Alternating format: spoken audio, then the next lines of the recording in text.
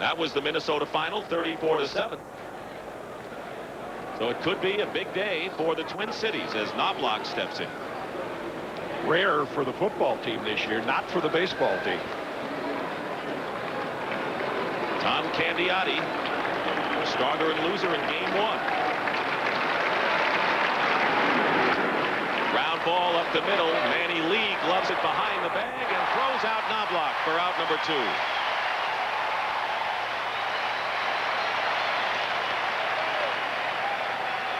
Good start by Toronto. Manny Lee, almost as much range as Tony Fernandez, who played there last year. Ranges behind second base, makes a nice play. Lee has had a good series in the field. His problems have been at the plate, and with 2 outs, here's Kirby Puckett. Puckett with a home run to center field sparked a big 4-run 4th inning as the Twins batted around last night en route to their victory. There's a knuckleball, and it misses. 1-0.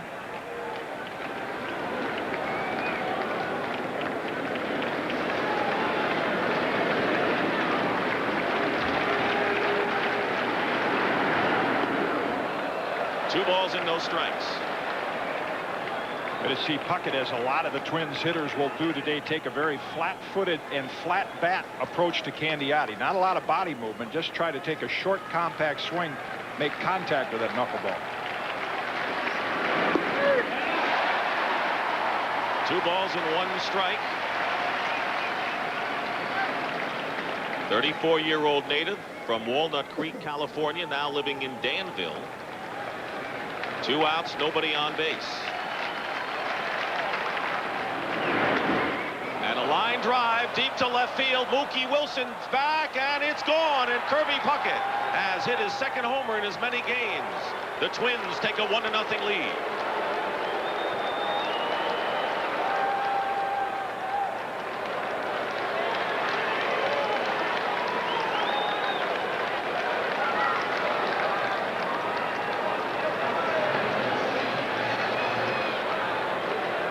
Here's the home run swing from last night. Watch the leg kick, that front leg. Puckett, famous for this leg kick, generates a lot of leverage. The front knee way up.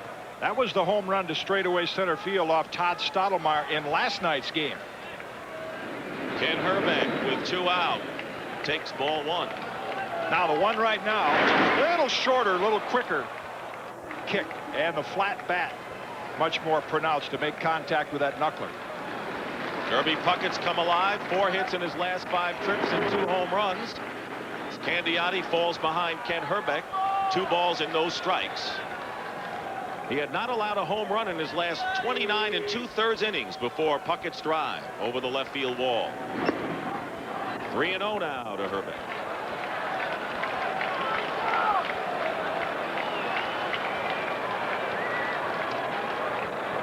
So unusual for Candiotti to give up the home run ball. 1-0 in favor of the Twins. Ground ball to the right side. Olerud will make the play unassisted, but a 2-out home run by Kirby Puckett, and the Twins lead 1-0 as the Blue Jays come to bat. The Blue Jays, same lineup as last evening. Roberto Alomar, followed by Joe Carter, who's the DH. John Olerud at first base. Kelly Gruber batting 5th. Candy Maldonado playing right field. Pat Borders, who had a big night offensively behind the plate, hitting 7th. Manuel Lee at shortstop, and Mookie Wilson with his 2nd straight start in left field, batting 9th for Toronto. Customary Twins alignment in the field. Dan Gladden in left, Kirby Puckett in center, and Shane Mack in right field. And around the infield, Mike Pagliarulo at 3rd. Greg Gagney's the shortstop. Chuck Knobloch at 2nd. Ken Herbeck is the first baseman. Brian Harper does the catches. Catches right-hander Kevin Tapani. Those 2 walks were unusual for him in his first outing. And one of those against Manuel Lee, who's difficult to walk. Devon White leading off. He's had a good series, as those numbers show, and has hit Tapani pretty well, hitting over 300 against him career-wise. Switch hitter. Ground ball, base hit up the middle. Good start for Toronto. First pitch. And White, with 2 stolen bases and 2 attempts, is on. Tapani with the best control of any starter in the American League. Devon White and the Toronto Blue Jays know that. No need in waiting. Picks out the first fastball and does what the Blue Jays do so well when they're winning. He gets on base and sets it up for Alomar and Carter. We'll see how the Blue Jays play it now with Pagliarulo playing in at third. Alomar, a good bunter. Jays could also play hit and run, trailing 1-0.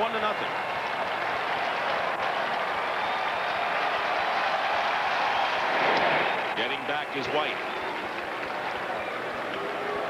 Twins had the best record in the major leagues during the regular season when they scored first. They won 68 games when they did.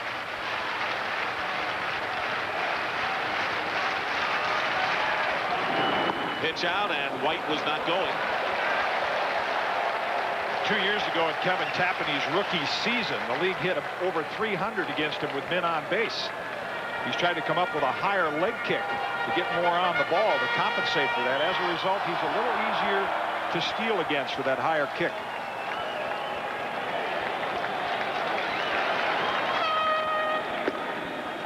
And as we mentioned, Harper has had his problems throwing out base stealers.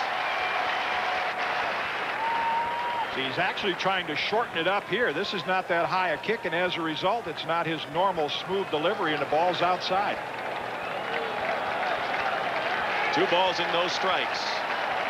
And there goes White. The pitch is taken for a ball. The throw to second, and in safely is White with a stolen base, his third.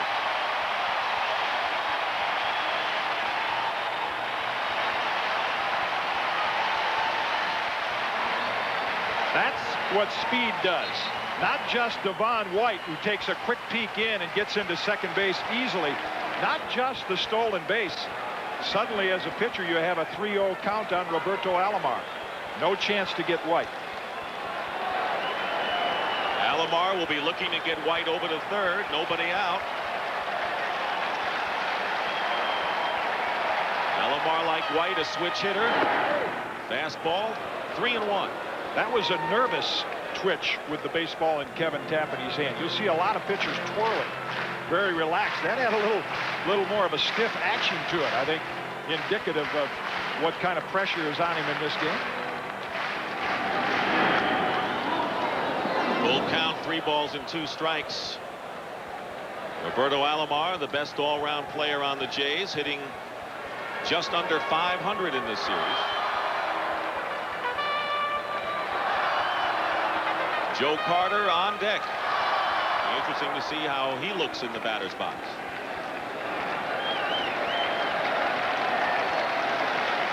3-2 pitch, and Alomar swings at a bad pitch. And that is out number 1 here in the first inning.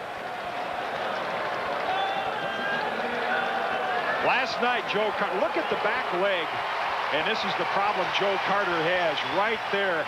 No leverage off that back foot, the right foot. That's the ankle that he twisted. A very defensive, flat-footed swing, not his normal powerful swing where he drives off that back leg. 1 out. Devon White is on at second base. The Twins scored a run in their half of the first inning, and there's a fastball for a strike. Jim, what about Carter? They said the ankle, as Leslie reported, looked very bad, yet he's in there again. Yeah, that's a decision that Cito Gaston had to make after conferring with trainer Tommy Craig. Certainly would not want to cause any harm to Joe Carter's career in the future. Pops it up in foul ground. Brian Harper gives chase and makes the catch. A fine glove catch by Brian Harper. And White goes back to second base. And there are 2 down. And a fine defensive play by the Minnesota receiver. You see him peek at the dugout. You get to the dugout, he'll actually brace himself. Now he knows he has plenty of room, and as his usual, foul balls with that reverse spin tend to come back toward the field of play. That's why you always see catchers take their mask off and turn their back to the infield, because the ball will come back toward them, as that one did to Harper. 2 away, and White still at second. John Olerud, who has knocked in 2 runs in this series. Ball one. So Olerud now in a situation where the Blue Jays have seen so many times with runners in scoring position. Many of those situations been squandered.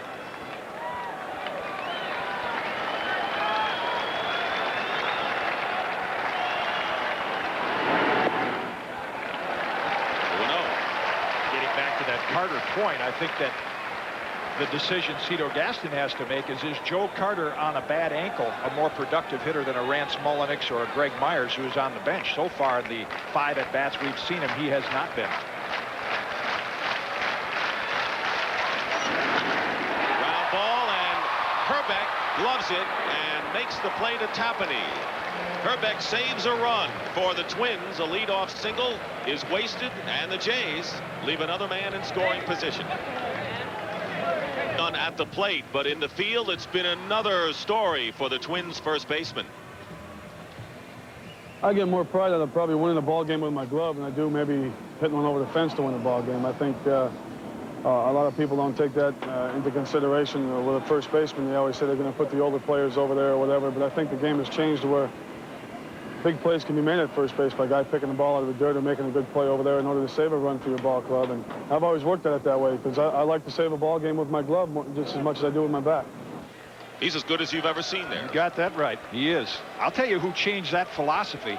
Ozzie Smith in St. Louis. He'll save 2 runs a game, makes big money because he saves as many as the power hitters knock in. Chili Davis lines one to center field, a base hit to start the Minnesota second inning. 1-0 the Twins lead. 2 hits now for the Twins. Again, Chili Davis with a little longer swing. He's a much better off-speed hitter. Look at that knuckleball flutter. I'm going to get into how Candiotti throws that ball and actually what makes it do that. But Davis with a longer swing and more of an off-speed hitter, perfectly timed for the knuckleball. Brian Harper with a man at first and nobody out in the second inning. That's a knuckleball. Harper has 2 doubles so far in this series. Manny Lee calls timeout. Has something for Candiotti.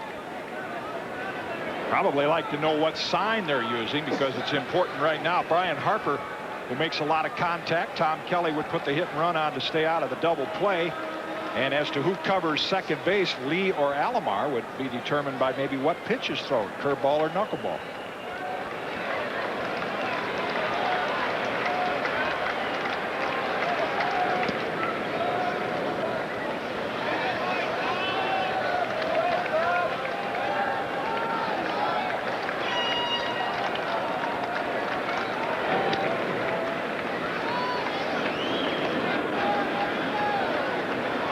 Got to be a nervous throw. Davis not a threat to steal second base.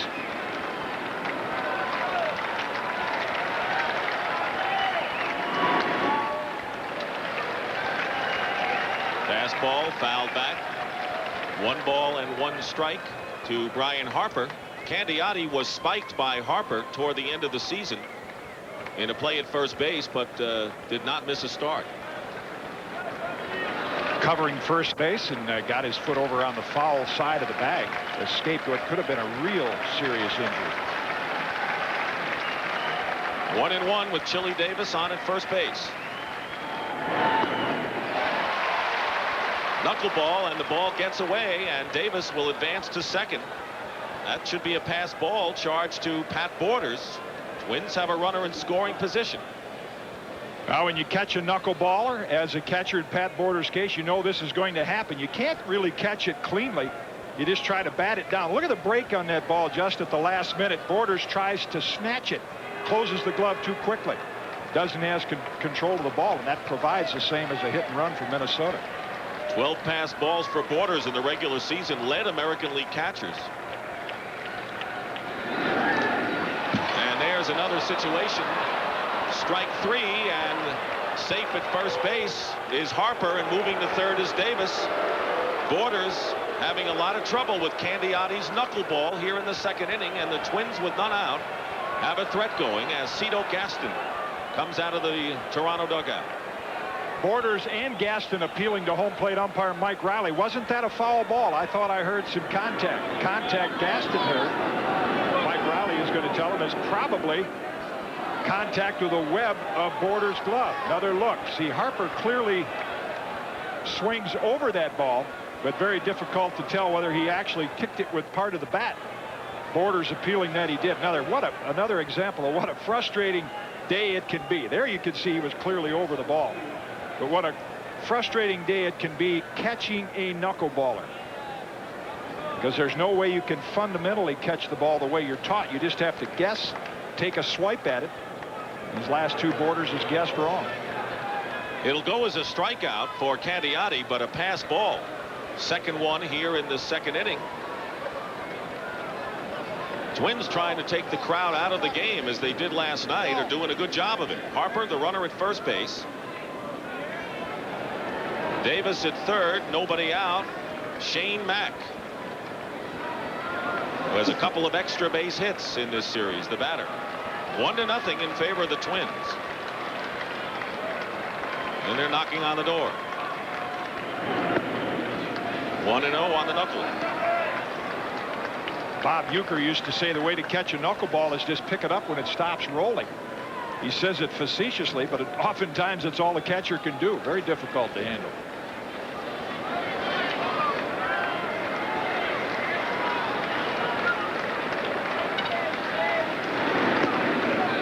Two balls and no strikes. You see how careful Borders is behind the plate, particularly with a runner at third base. And now, exactly, because anything that gets past him is going to the backstop, and now the challenge is whether to throw a fastball to Shane Mack, not having control of that knuckle. He could be looking for the fastball. That's in for the strike. Came in with the curve. He stayed away from the knuckler, and it's 2-1.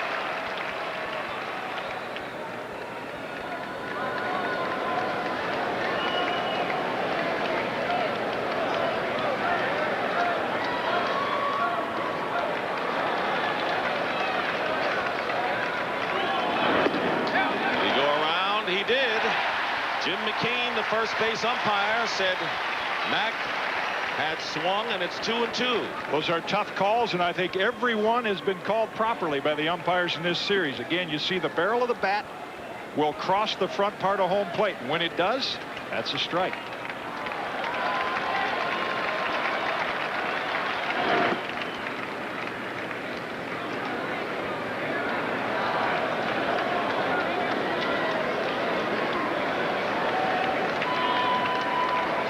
Shane Mack has knocked in 2 runs in this series. Chili Davis at third. You saw Harper at first.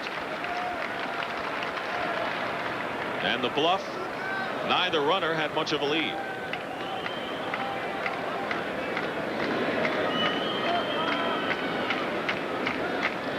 Candiotti had early inning blues in game 1 in Minneapolis, having problems here. In the second inning, it's 1-0 Twins. And the count is full, 3-2. On deck is Mike Pagliarulo. And he's come on big as a hero in the last 2 games for the Twins. Not a comfortable series or a comfortable day for Cito Gaston with that painful back. 3-2 pitch and a ground ball past the diving Alomar into right field. Chili Davis will score the second run. Harper will stop at second, and it's 2-0 in favor of the Twins. And they're off to a flying start. An RBI for Shane Mack.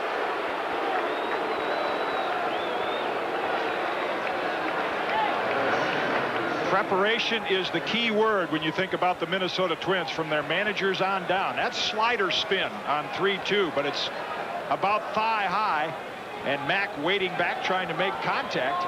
Alomar playing a little closer to second base in the double play situation, can't get it. Interesting, Jim, that Cito Gaston wanted to see more knuckleballs, not as many curves, and the knuckler has gotten Borders and the Jays in a lot of trouble here in this second inning. That's the tension, the pressure factor of trying to get that thing into strike zone early in the count, not doing it. Here's Mike Pagliarulo, squares to bunt and takes the ball. Runners are at first and second, still nobody out. The Twins with a run in here in the second. Kirby Puckett hit a 2-out home run in the first inning. And this is the exact scenario Cito Gaston wanted to avoid. Some early runs by Minnesota. That can make for a very long and quiet afternoon here in the Sky Dome.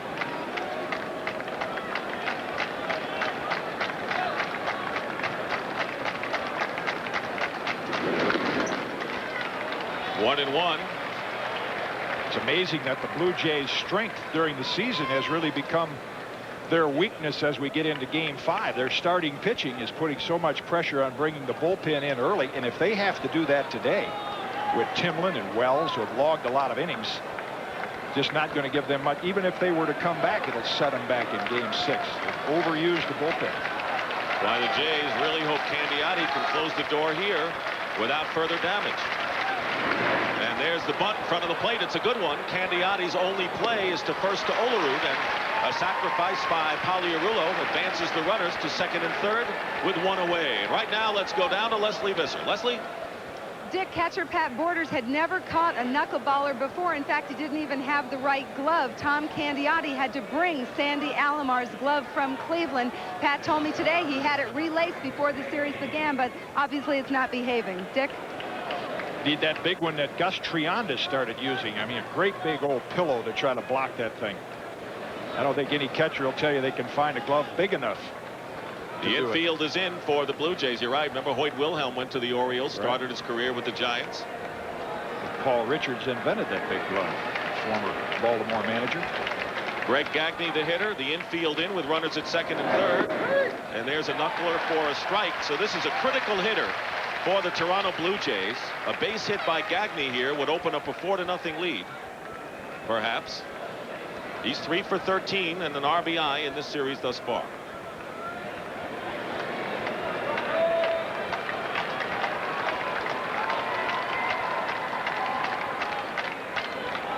See how difficult it is for Borders to handle that flutter ball. 1-1.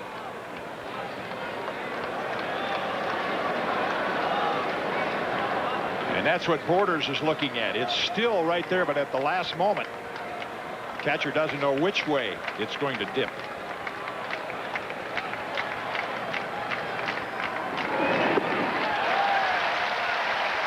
One ball and 2 strikes.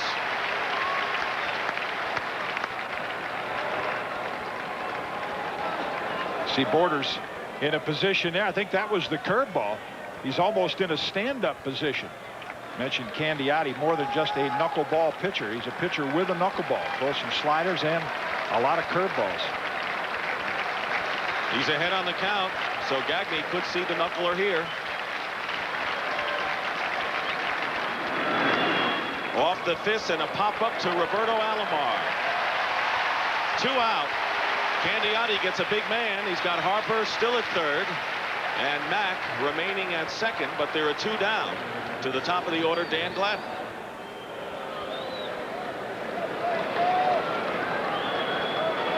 Gladden fly to center field to start the game.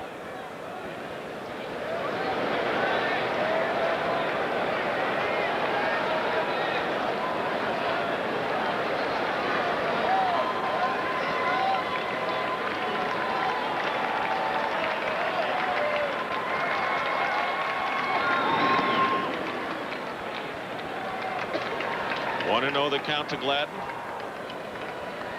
Done an outstanding job in left field for the Twins in this series when there was some question as to whether Gene Larkin might be in the outfield when it began.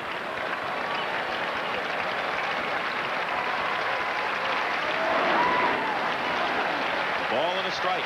Players like Gladden with that kind of a mentality, the toughness that he has, you could almost expect he's going to be a better performer in these situations than he was during the regular season.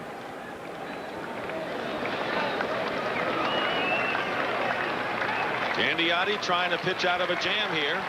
2 pass balls, a couple of base hits, 1 run already in. 2 in scoring position. Now it's 2-1 to Gladden.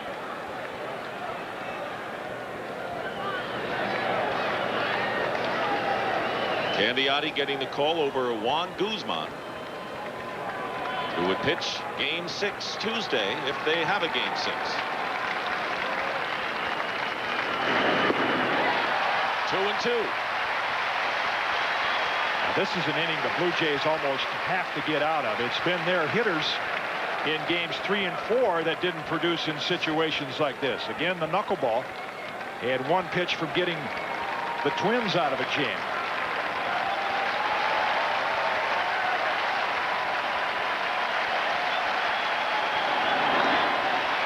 Stays alive.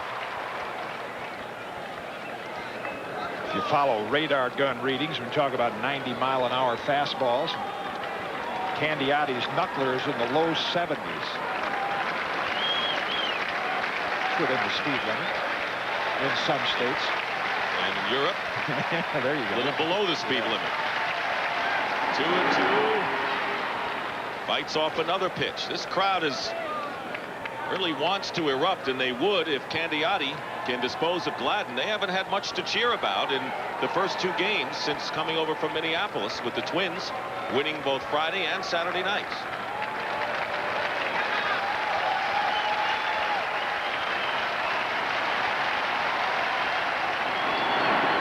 Gladden strikes out, and Candiotti gets Gagne and Gladden. Pitches out of a jam. The Twins get a run, but they lead 2 in scoring position.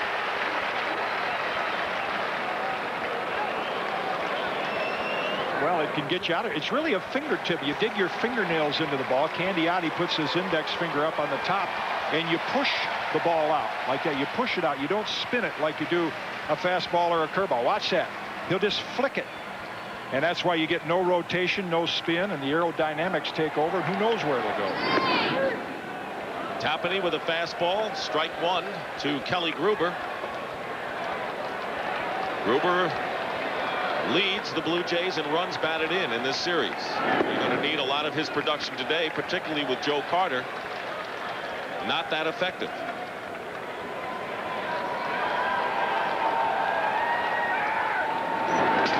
Broken bat, slow roller, could be trouble for the Twins, and a fine play by Pagliarulo. He has been making terrific plays at third, including a line drive stab in last night's game. That's a play you have to have communication on, third baseman, shortstop. Gruber drove in 2 runs with a broken bat single like this in game 2. But in this one, Pagliarulo, as you see the bat snap off in his hands, Pagliarulo will cut in front of Gagne right there. Now, if Gagne thinks he can make the play, he'd call him off. He said, go ahead and take it. The off-balance throw just in time. Strike to Maldonado. Pagliarulo with the home run in the 10th inning to capture the 3rd game of the series. Continued his hot hitting last night with a single and a double and 2 runs batted in. And there's a bounding ball foul. Yeah, this is a key inning for Toronto. Why? It's only the 2nd. Well, because Candiotti just pitched out of a jam in an inning where the Twins could have extended that lead to 4. And every game seems to have a rhythm to it. And if Toronto comes back right now and puts a run or 2 up there, they say, hey, we got a chance. But if Tapani shuts him down, the Twins get back in the dugout, and they get that same thing going against Candiotti again. Maldonado has a new piece of lumber.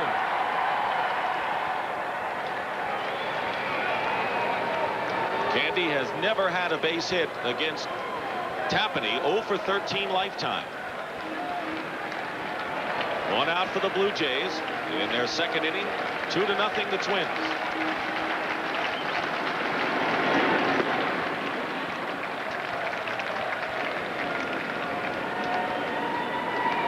A 27-year-old right-hander pitching on 3 days rest for only the 2nd time this season. And called out on strikes is Maldonado, and that is strikeout number 2 for Kevin Tapani. And Candy doesn't like that call. Well, the hitters have known the first 4 games with Rocky Rowe, Larry Barnett, Tim Welke, that all umpires have established that anything that's borderline is going to be a strike. Harper catches that ball. See, that's got part of the corner. You could almost see half the ball on it, half the ball off it. That's a strike. The umpires have been very consistent with that pitch. 2 down. Muttering to himself is Maldonado. Pat Borders. He had a big night last night for the Blue Jays. They hadn't gotten much production from the last 4 hitters in their lineup, but Borders had 2 singles and a double and 2 runs batted in last night. 2 outs, the bases are clear. Off the fist and a pop-up that Knobloch will handle, and a 1-2-3 inning for Kevin Tapani. We've completed 2 here at the Sky Dome, and the Twins lead the Jays 2-0. Riley might have been arguing on the 3rd strike to Maldonado. Maybe it's overall frustration of the series. I think it's a combination of all of those. Cito Gaston is kind of a laid-back, fun-loving guy. The back problem, even by his own admission, has made him a little grouchy. It's altered his personality. You couple that with a couple of the borderline called strikes that he didn't agree with, and this was one of them. This was the last strike to Candy Maldonado, knee high right near the edge. We've said that that has been a strike the entire series, but it was because of that pitch. Gaston came out of the dugout, questioned Mike Riley's strike zone. He was ejected. That's Riley's first ejection of the year that he has tossed anyone. Chuck Knobloch takes ball 1, so Gene Tennis, who assumed the helm for the 33 games when Cito was unable to manage because of his back injury, now takes over the club. Blue Jays were 19-14 during that span, and it was a critical part of September when Tennis was in charge. It really was. He took over the ball club when the Blue Jays had a 2.5 game lead, and when Gaston came back, they had the same lead, so he did what he was supposed to. Could be a little tougher task here. Could be auditioning for the Brewers job. Good chance of that. 2 balls and no strikes. Andiotti falls behind Knobloch, who has 6 hits in the series. That's the most ever for a rookie in the American League Championship Series.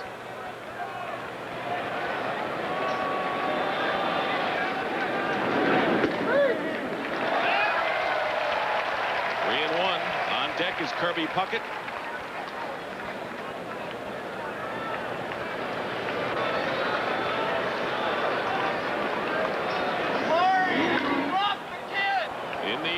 Going back is Maldonado. Catches up with it. 1 away in the 3rd inning.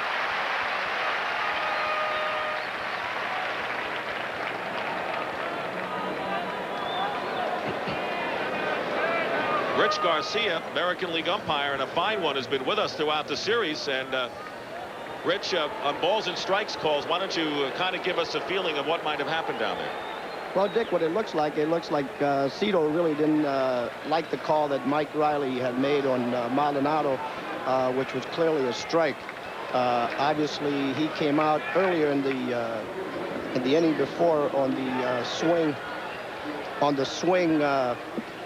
that Borders missed, and he wanted a foul tip on that, which was clearly shown that it was not a foul tip. The hitter swung right through the ball, and Borders just didn't make the play. And I think it's just a matter of frustration right now, and I think he came out and told Mike he didn't really like what he was seeing, and he must have said the wrong thing.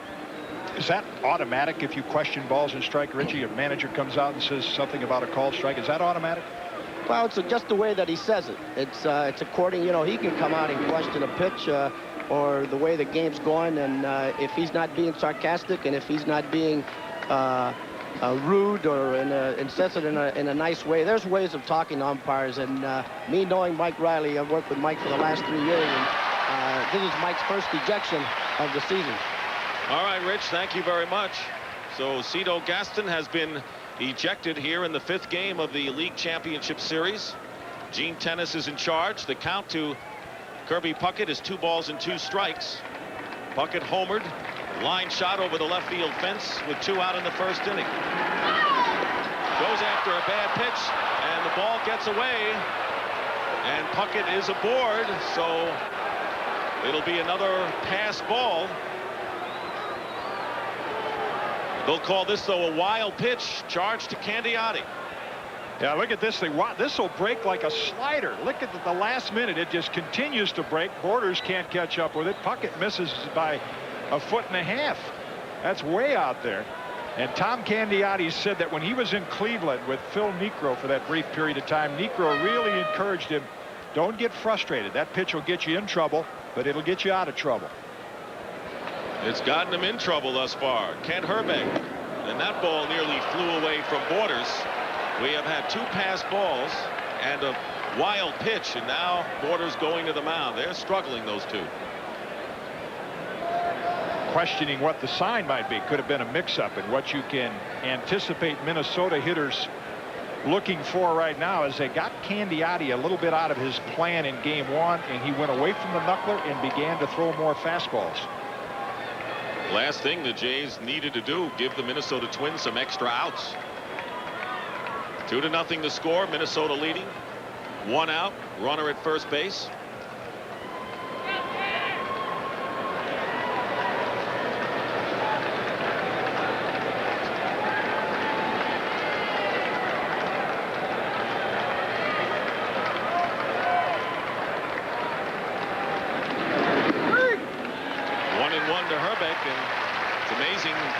That the Twins have done as well as they've had with that balance hitting without Ken Herbeck's production.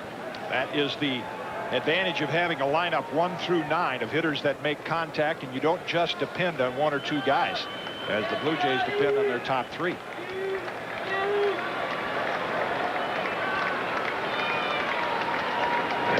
Puckett gets back. 1 out, should have been 2 out.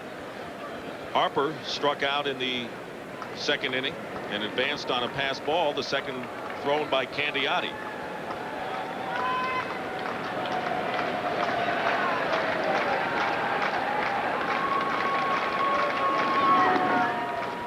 Two balls and a strike.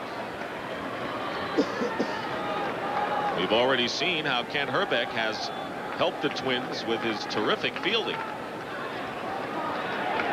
Made a sparkling play in the first inning, getting Olerud for the last out. 3-1 now to Herbeck, with the switch hitting Chili Davis on deck.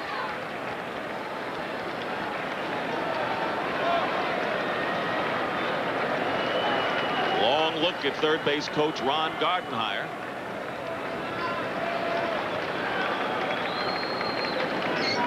And a fastball off the chest of Olerud. He'll get the force. No throw to first base. Puckett is retired. Herbeck's the base runner, and there are 2 down for the Twins here in the third. Along with Jim Cotton, Leslie Visser, this is Dick Stockton here at the Sky Dome in Toronto. Game 5, and it could be a clinching game for the Minnesota Twins. They win today. They're American League champions, and they got off on the right foot with 2 out in the first inning on this homer by Kirby Puckett. They've added another run in the second inning, and there are 2 down to Chili Davis, who singled and drove home a run. Ball 1. You know, with all the action when the Twins are at the plate, very little with Toronto. Gaston's ejection, questionable called strikes. The Blue Jays are still only down 2. Candiotti gets out of this inning. You still have to feel good if you're a Toronto fan about the position they're in. Could have been a lot worse for the Blue Jays. Exactly. 2-0. Candiotti got Gagne and Gladden with runners at second and third, and the infield playing in with 1 out at least last inning. The question is, when will the Blue Jay bats come alive?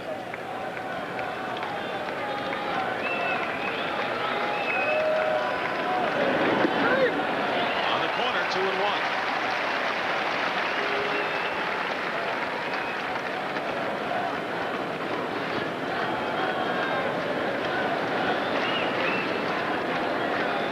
Gene Tennis for Cito Gaston, who is ejected.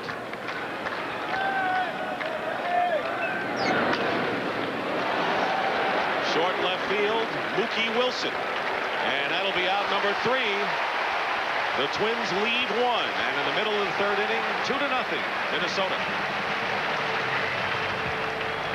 Game 4 of the National League Championship Series. The Pirates face the Braves. Randy Tomlin goes for Pittsburgh. Charlie Liebrandt, the veteran southpaw, for the Braves. That's tonight at 8 Eastern, right here on CBS. What do you think? A couple of crafty left-handers. Don't look for any 95-mile-an-hour heaters. Look for a little change of speeds. Hitters, keep your weight back. Here's Manuel Lee, still hitless in this series.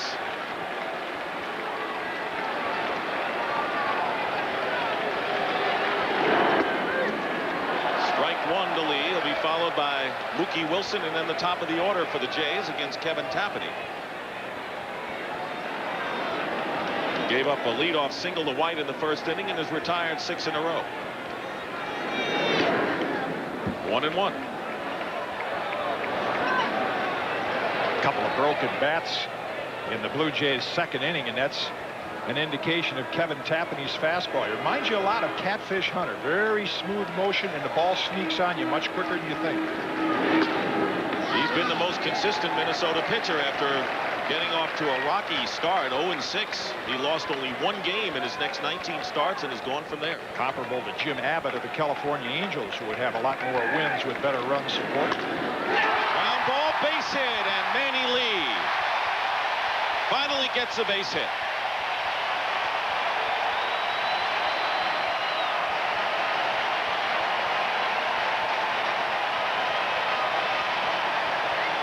Well, if Toronto ever wants a reason to get something going, it would be right here. Manuel Lee with his first hit. The bottom of the order, Mookie Wilson coming up, and a chance to set the table for the guys on top. They've not been able to do that so far. You know, the fans have been critical of Lee, but they want him to do well as much as anyone. Here is Mookie Wilson swinging away, and strike 1. The amazing thing of fans being critical of Manuel Lee, they knew when he started the season he wasn't there to swing the bat. He's there to field the ball. He's not a hitter. He's a fielder. So whatever he gives you at the plate is a bonus.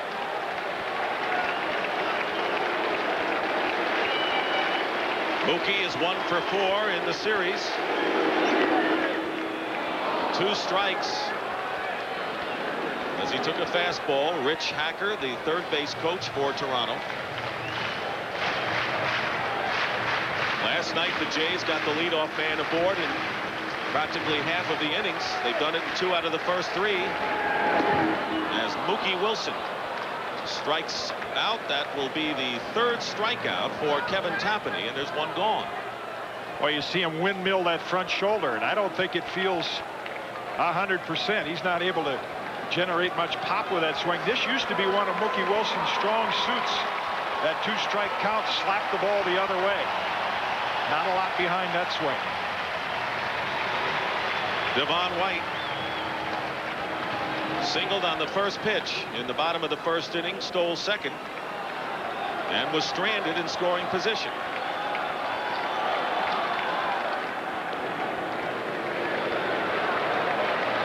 Can't say the Blue Jays haven't had opportunities. They left 10 men on base in each of the last 2 games, 7 of them in scoring position, both Friday and Saturday nights. Ali Rulo playing in third, and a big cut.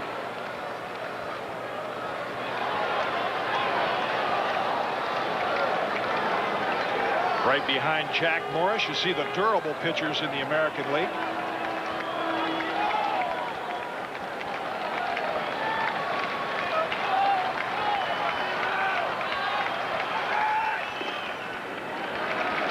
One ball and 1 strike.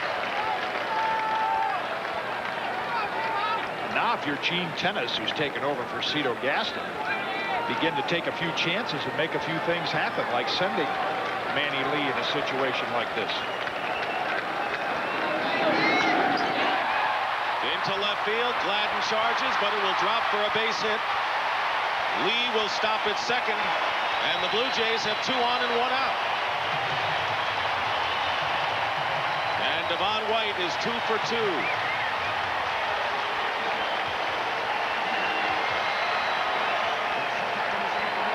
One single up the middle on a pitch inside, takes that one on the outside part of the plate and loops it into left field.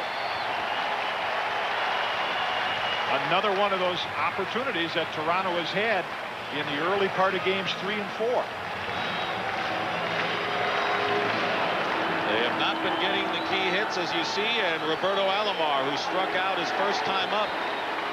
2 on and 1 out. This is the chance for the Blue Jays, who trail 2-0. Alomar, strike 1.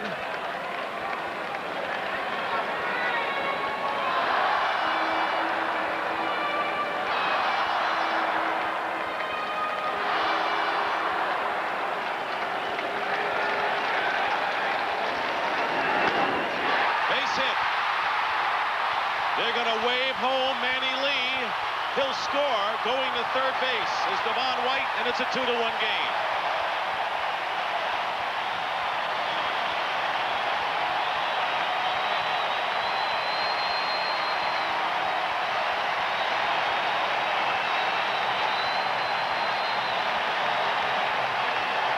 Alomar's second RBI of the series. Their best all-around player after a strikeout in his first at-bat. Gets a pitch up in the strike zone in that situation to deliver. This is the area where the Blue Jays have not been delivering. This is, again, a critical inning in the early part of the ballgame for Toronto. The cheers are for Joe Carter. He's giving it a try the last 2 games with that ankle injury. He fouled out to Harper, who made a neat play at the dugout his first time up.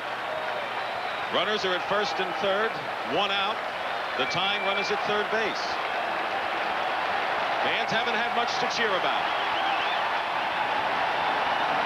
And there goes the runner to second, and this could be an extra base hit.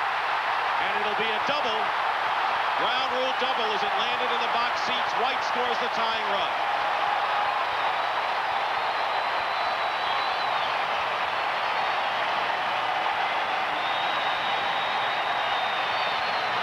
How about that Joe Carter, Jim? On the weak ankle, did not have a good swing all of last night.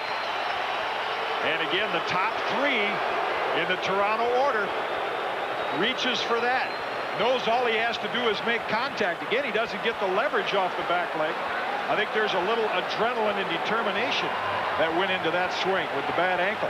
Just inside the line, that actually cost Toronto a run. The ball hopping into the stands, that makes it a ground rule double.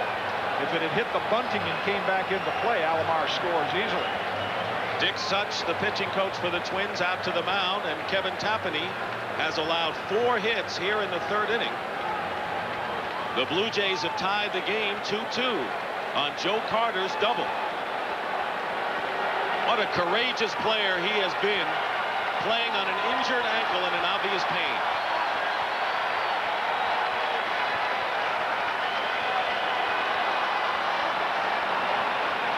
Trying to slap a few hits in that bat. Little routine that every hitter has their own routine they go through, and that's Carter's. It worked. Here's John Olerud, and David West is up and throwing in the Minnesota bullpen.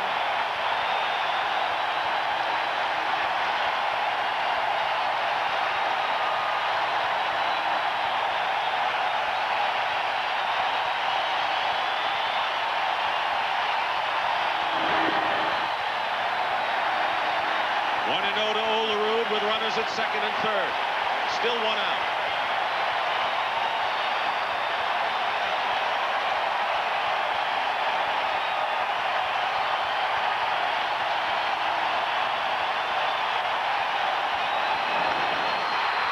Knobloch will go to first for the out, but a run scores. Alomar crosses the plate, and the Blue Jays lead 3-2.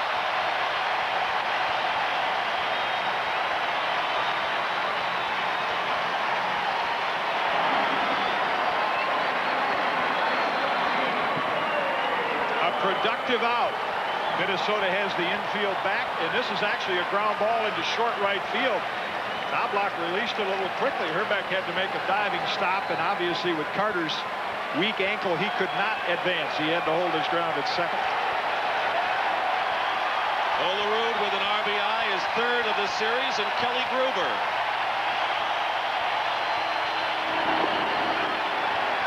One and 0 to Gruber. 2 outs. 3 runs have come in for the Blue Jays here in the 3rd inning.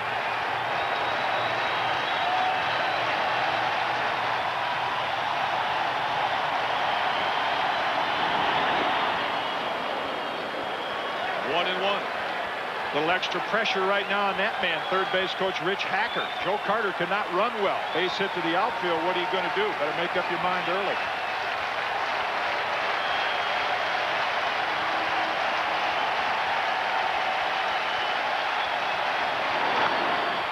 I would think unless it's an obvious chance for Carter to score easily. He's not going to test it. They want him to remain as the DH.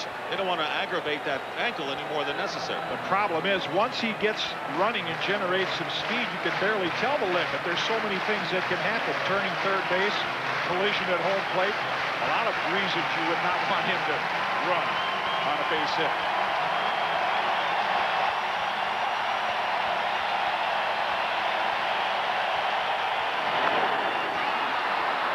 Left field.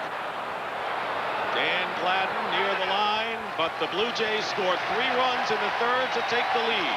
And we'll return to the Sky Dome after this message and a word from your local station. For the Blue Jays trying to hang on in the series, and Joe Carter delivering with a big double. As the Twins bat in the 4th inning, Brian Harper takes a strike. He struck out, but was safe at first, as one of Candiotti's knucklers got away from Pat Borders. 3-2 the Blue Jays. And a liner into left field, and that's going to drop for a base hit. White cuts it off. Leadoff man is on here, and that's hit number 4 for the Twins. And again, in the early part of the game, a critical inning. Any starting pitcher knows when your team gets you a few runs and you take the lead, it's important to shut the opposition down. So that's what Candiotti has to do, but he's faced with a lineup 1 through 9. Makes a lot of contact. Best hitting team in the American League. Including this man, Shane Mack, who singled home a run in the 2nd inning. Base hit to the opposite field, and time is called. Candiotti wants to talk to Borders. You know, that base hit by Brian Harper, and he gets beat on for his inability to throw runners out, as a lot of catchers do, but there are very few catchers that have hit 300 back-to-back seasons as Harper has done. You go back to the late Thurman Munson and Ted Simmons, really the last ones to do it. So his value is with the bat, not necessarily behind the plate.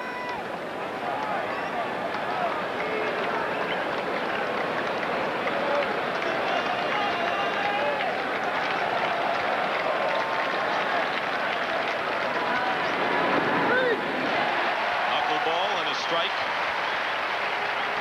0-1 to Shane Mack. He has driven in 3 runs for the Twins in this series.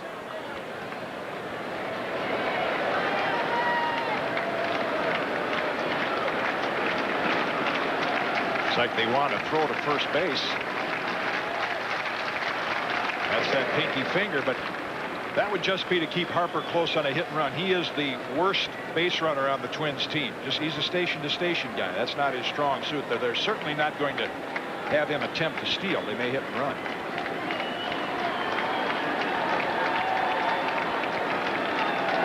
He doesn't go. Bounder to Lee. Gets the force to throw to first, not in time. Mack beats the relay. Harper is erased at second base, but the Blue Jays have a tougher base runner on now, and Mack with 1 out here in the 4th inning.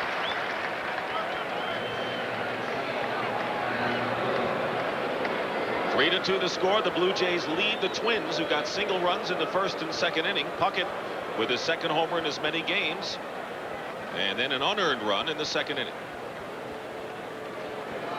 Here is Pagliarulo, who sacrificed his first time. Twins could not take advantage of that opportunity, however. Pitch out. Mack wasn't going. And when they do that, pitch out, and the runner doesn't go, it increases his chances of going on the next pitch. How many times do you see back-to-back pitch outs?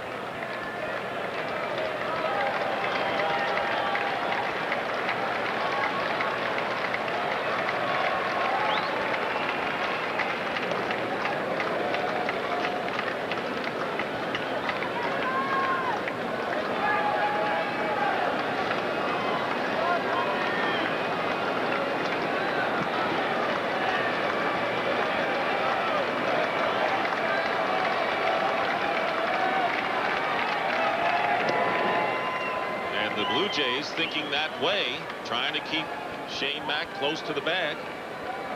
As most knuckleball pitchers will do, they'll throw to first base a lot. Necro did it. Wilhelm did it. Much easier to steal against that flutter ball. 1-0. Shane Mack goes, and a semi-pitch out, but Pagliarulo got his bat on the ball, and he'll beat the throw. An alert play by Mike Pagliarulo.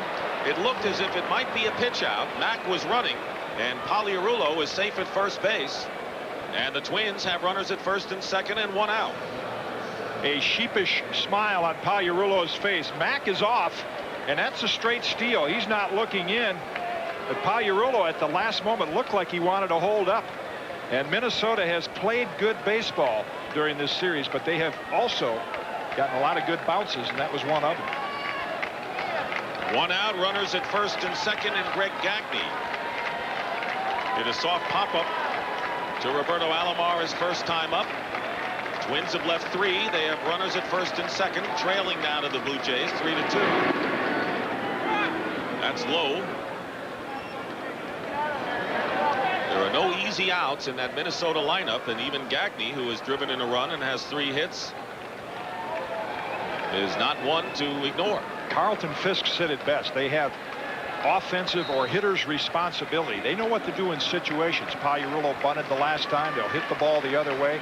They have an idea at every at bat. There's a strike. 1-1.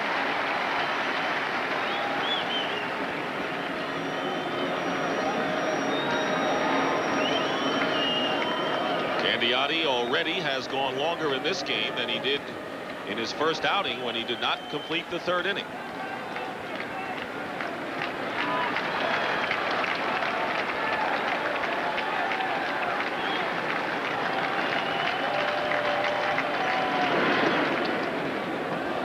Two balls and a strike.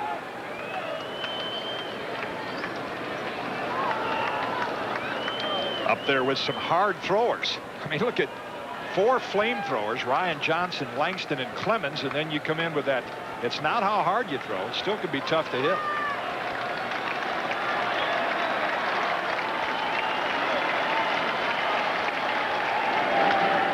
Back to the mound to Lee, and the Blue Jays turn the double play and get out of the inning. There were 2 hits, and in the middle of the 4th inning, Candiotti and the Jays still lead 3-2. This game summary is sponsored by Budweiser. Kirby Puckett with a home run, his second in as many days. 3 runs for Toronto. In the 3rd inning, and Cito Gaston was ejected from the game. The first time in LCS history a manager has been ejected in either league. 6 players have been tossed out, but never before a skipper until today. Boy, and you can see the frustration. It's been tough times, and he's been. Kelly Gruber holds up. He went around, they said, so it's a strike. Andy Maldonado. It's Maldonado. Swing. Maldonado was called out on strikes, which precipitated Gaston's problems with home plate umpire Mike Riley.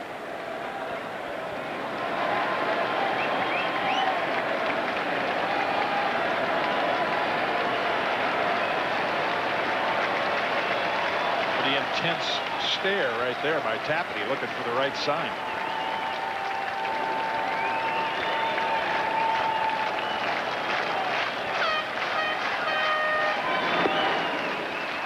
A ball and 2 strikes. Mentioned Gaston's frustration. You know, postseason play, there's parties, festivities. You like to be able to go out. He's not been able to do anything but stay on that bat. You know, going to the parties is part of the hoopla, sure, part of the enjoyment of being in postseason. Each city does such a great job of hosting one. Twin Cities did, and also here in Toronto. As long as you get home early from those parties. Of course. Remember what the late Leo the Lip used to do with that ball. We talked about that the other night. He'd catch those guys autographing that ball in the elevator, and they catch it, so you have to get back before curfew. 2-2 to the leadoff batter here in the bottom of the 4th inning.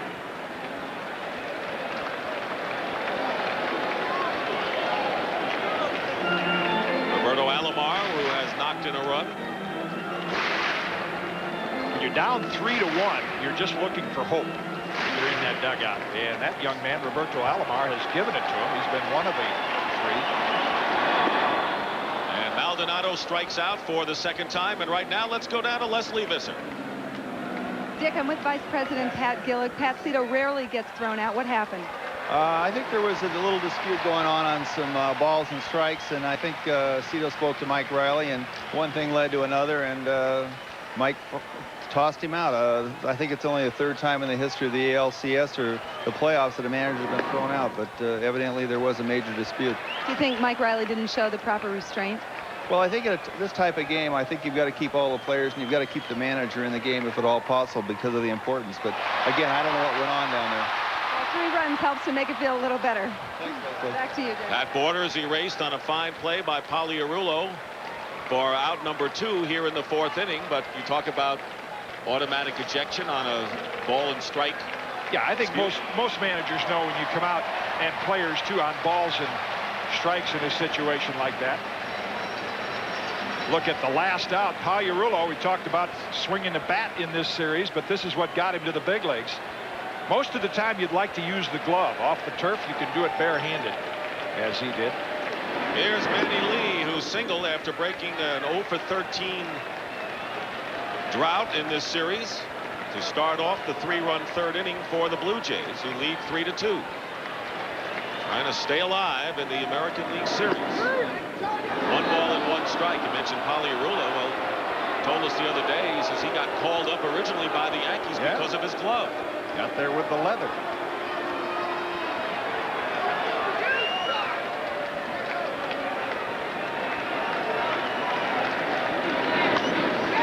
To left field, that'll drop for a base hit. I don't know what bat Manny Lee's using, but he ought to keep using it. 2 for 2.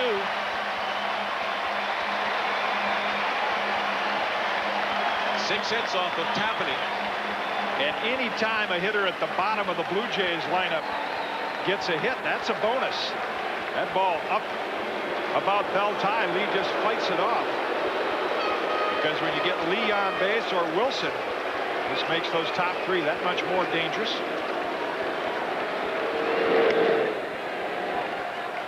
By virtue of that base hit, Wilson, the number 9 hitter, the Blue Jays at worst will have the top of the order leading off in the 5th inning. They've out-hit the Twins 6-5. 1-0.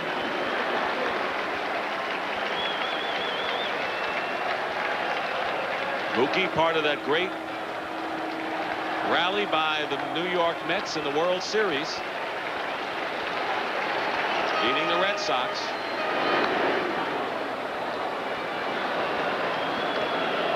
So he's used to all the excitement in postseason play. He's used to the excitement of winning in postseason play.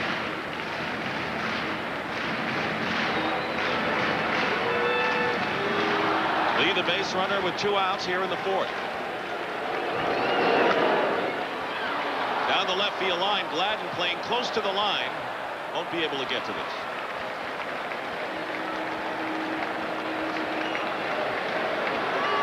Let's look at the American League schedule. Should the Blue Jays stay alive and send this to a 6th game, it would be Tuesday night at the Metrodome, 8:30 Eastern. And if necessary, a Game 7 would be Wednesday night. And the pivotal game there, number 3, Minnesota wins 3-2. That's a Toronto type game, as they have right here. These are the kind of games Toronto usually wins. But it doesn't go, and a line drive off the glove of Gagne. Lee will go to 3rd base, and Puckett will throw into 2nd. Runners at the corners.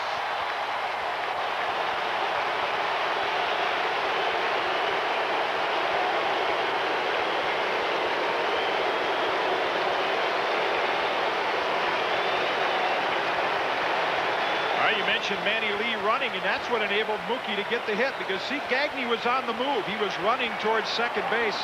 That's what kept him from being able to plant his feet and jump and catch the ball. So Lee on the move gets Wilson a base hit. In the last 2 games, the Blue Jays' bottom 4 of their order started a hit. And now with 2 outs, here's Devon White, who's 2 for 2 with a pair of singles. Breaking ball, 0-1. Do they send Wilson? I think if the count goes to 0-2, maybe in this swing, one more pitch, they'd like to give White a chance to swing.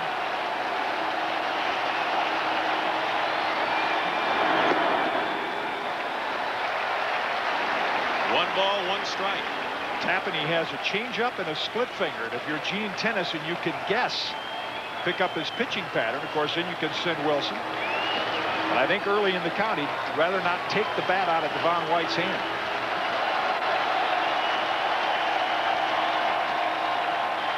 Time called.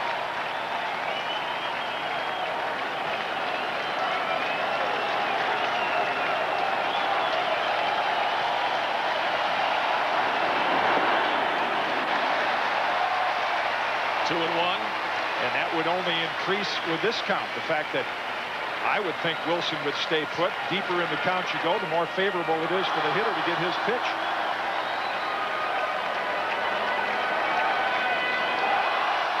Blue Jays trying to add to their 3-2 lead with a 2-out rally. Runners at first and third here in the bottom of the 4th inning. There goes the runner, swung on and missed, and they throw back to Tapani because they were wary of Lee, the runner at third, but a stolen base for Mookie Wilson.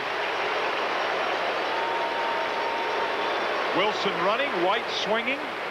See Mookie take a quick peek in. There's about 4 choices you have. There's a good changeup by Tapani. If you're Brian Harper, you bluff towards second and throw to third, or in that instance, you throw it right back to the pitcher and hope to trap Lee off third. Didn't work. Count is 2-2.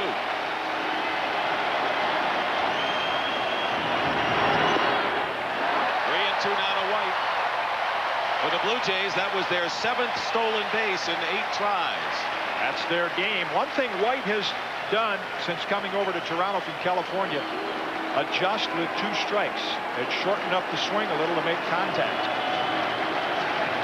Big opportunity for Devon White, who has already delivered with a couple of singles, 2 in scoring position here. And he walks to load him up. That's the first walk given up by Kevin Tapani.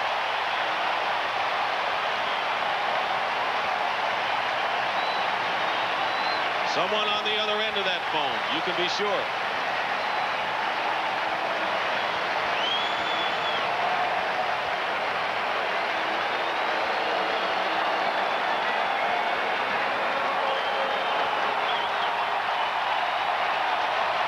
Bases loaded to Roberto Alomar, who knocked in a run in the 3rd inning. Manuel Lee, Mookie Wilson, and Devon White on the base paths. The Blue Jays lead it 3-2. Trying to open up an advantage here in the 4th inning.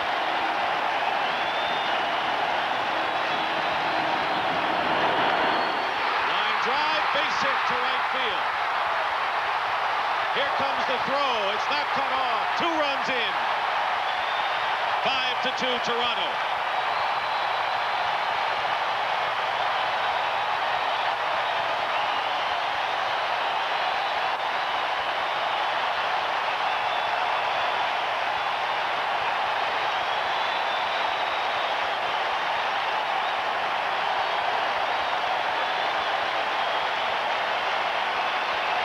Pretty hard to imagine that either of these teams could win 3 in a row. They are so closely matched.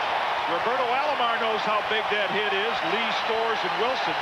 He's their best in that situation. He's proved it today. A big 2-out hit that Toronto's not seen a lot of. Alomar has driven in 3 runs in the last 2 innings. 5-2 the Jays, and here's Joe Carter. And he hits it in the air. Signaling is Gagne, and that'll do it, but 2 more runs for the Jays. It's 5-2, and we'll return to the Skydome after this message and an update from CBS News. Says that she is telling the truth on all major counts. He is a former FBI lie detector expert. Again, if you can't hear, there was no indication of deception to any of those relevant questions. So it's therefore my opinion that Ms. Hill is truthful when she answered the questions that were asked regarding Judge Thomas. Professor Hill took the test voluntarily. It was arranged by members of her legal team. Under the dome inside the Senate hearing room, most of the afternoon was taken up by 4 witnesses who said Anita Hill had indicated to them Clarence Thomas had sexually harassed her and that she had told them years ago about it. Now the hearing is turning to cooperating and character witnesses for Clarence Thomas. The hearing about the Supreme Court nominee is expected to continue deep into the night. Dan Rather, CBS News in New York. Now back to the ball game in Toronto. Heather and a CBS News update. Dan Gladden leading off in the 5th inning. 5-2 the score. The Blue Jays with Tom Candiotti. Ground ball, Manny Lee. 1 out. Jim Candiotti pitched out of a couple of jams.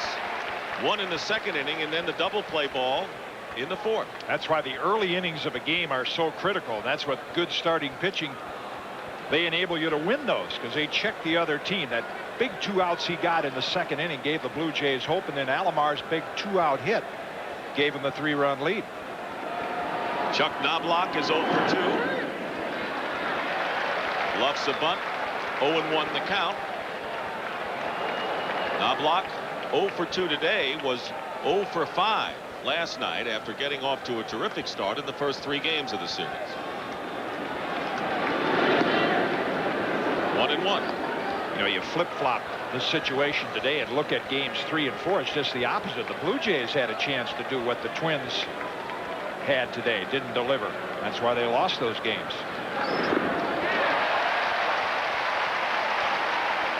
Candiotti's specialty, and he's ahead of Knobloch, 1-2 strikes. Yeah, and he's a little more relaxed right now. A little less tension in those fingers and probably a little more action. Look at the bottom fall out of that baby.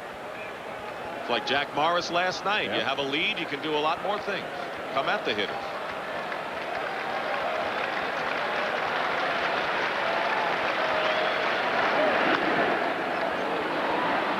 Still 1-2.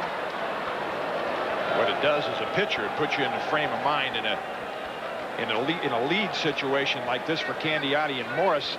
I dare you to hit it instead of I don't want you to hit it or I'm afraid you're going to hit it. 73 pitches thus far for Candiotti. We're in the top of the 5th inning. He's staked to a 3-run lead. Right at Lee. 2 down. Right now, let's go to Leslie Visser for a report. Leslie?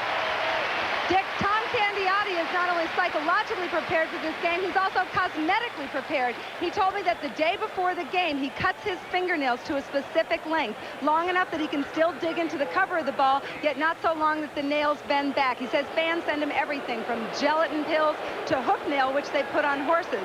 One more note about Candiotti, he wears the number 49, not because of knuckleballers Hoyt Wilhelm or Charlie Huff, but because he's a San Francisco 49er fan. He says when the season ends, he goes over to Candlesticks and shags balls for the quarterbacks. Hopes that isn't for the next couple weeks, though. Dick? Not a bad off-season avocation. Be tough on those fingernails, though, trying to catch that pigskin. And his team, the 49ers, are tied in the 3rd quarter with the Atlanta Falcons. They were behind earlier in the game. Kirby Puckett takes ball 2, 2-0. You think Candiotti is checking on that score between? I don't think so. Huh? Do you think so? Huh? Pitcher's got to have a way to relax. Ball's behind Puckett. One of his rare fastballs there. 3 balls and no strikes. Puckett with a home run in the 1st inning. May even see him swing on 3-0. Be 3 runs down, but probably get a fastball. 3-1. There's the brace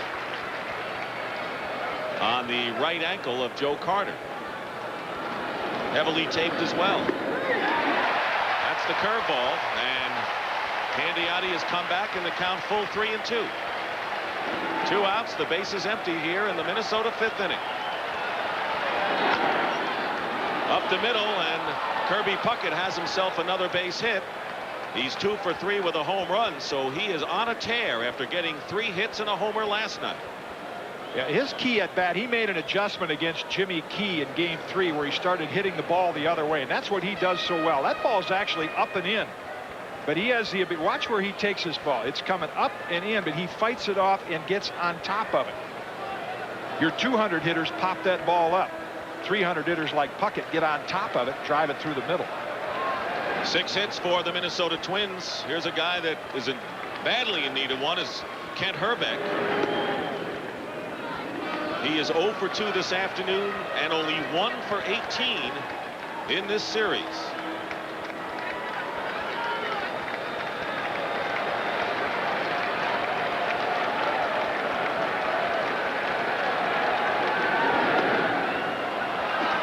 Might get a good pitch here. 2-0.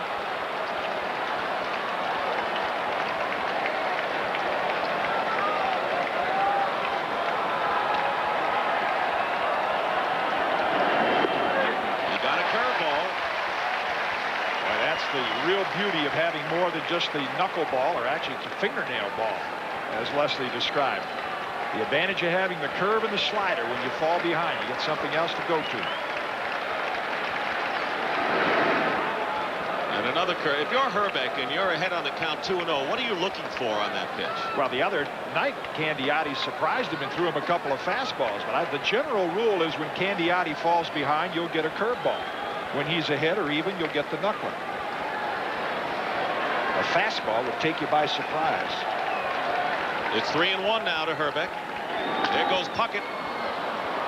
Base hit to right field. Puckett was running. He'll go to third base as the throw comes into Gruber. So Kent Herbeck gets a base hit, only his second of the series, and the Minnesota Twins are trying to stage a 2-out threat the way the Blue Jays did in their half of the 4th inning. And Galen Cisco will come out to the mound to talk to his pitcher. It's still 5-2 in favor of Toronto. That hit that Herbeck just got may be a result of that at bat in Game 1. Hitters remember those things because Candiotti threw him 2 fastballs in an at bat back there. That's a rare instance where he tried it again, didn't get it past him. Talking about how to pitch to Davis, who's the batter with 1 for 2 and a dangerous hitter coming up. A lot of teams get reputations, and you never think beyond what you hear in the first instance. Twins, fastball hitters. It's not necessarily true. You look up and down that lineup. Herbeck is an example of that. Harper, Davis. They can also handle the off-speed pitches. That's what Davis did in his first at-bat. Maybe what they're talking about right here. The Chili Davis coming up to the plate represents the tying run. With runners at first and third and 2 outs, 5-2 to score. The Blue Jays lead. Keep in mind the Twins are 1 victory away from getting into the World Series. Puckett and Herbeck are the base runners. 1-0 the count to Davis. Candiotti has successfully pitched out of jams in the 2nd and 4th innings. Twins scored single runs in the first 2 frames today.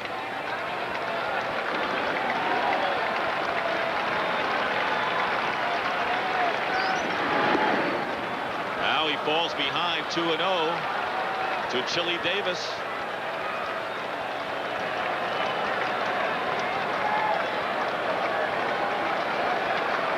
May see Tom Hinkie and Dwayne Ward a little earlier than usual today, and you'll even see Jimmy Key in a key situation. 3 balls and no strikes. That's right. Cito Gaston said we might see Key come in to face 1 batter. He would be a possible Game 7 pitcher if the series goes that far. But the concern is right here for Candiotti. Behind Davis 3-0. 1 pitch away from loading them up. And he may look fastball and be swinging. Gene Tennis getting somebody up. Knuckleball on 3-0. He's in there. Taking no chances. Even on 3-0 with a 3-run lead. The butterfly. Got confidence in that pitch. Run around. Foul tipped it actually into Borders' mitt, and the count is full. Broke like a slider. Chances are it was a knuckleball. And Davis starts to swing, and I want to hold up. Can't do it in time. Herbeck will be off at first base. Bucket the runner at third. 3-2 with 2 down. There goes Herbeck. Fly ball down the left field line, and this ball is going to go foul. Just foul, and the runners will come back. Ought to be a very comforting foul ball to Toronto. A smile from Chili Davis, because most of the balls borderline foul or fair have gone Minnesota's way. That's one of the rare ones that just sliced foul.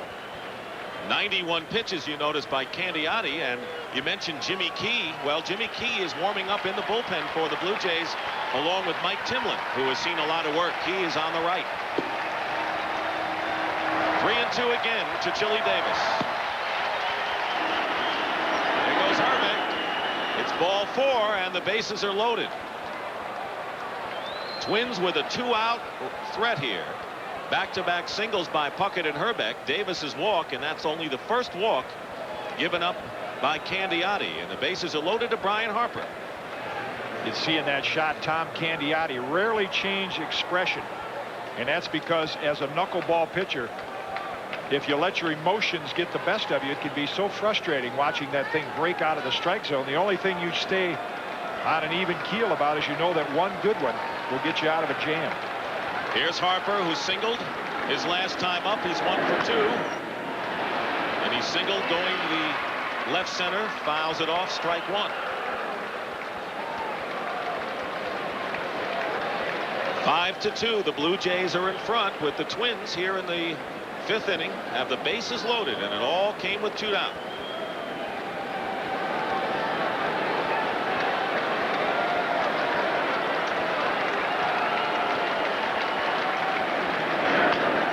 Chop to shortstop. They get the force to end the inning.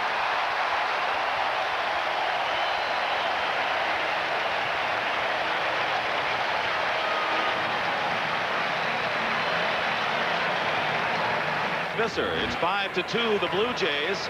Their backs are to the wall, and they got some breathing room in the 4th inning. And a 2-out rally. Roberto Alomar driving in his 2nd and 3rd runs of the game with that base hit. As Lee and Wilson crossed the plate to make it 5-2. Candiotti pitched out of the bases loaded jam, and a new pitcher for the Minnesota Twins is Dave West as we go to the 5th inning. John Olerud fouls it away for a strike.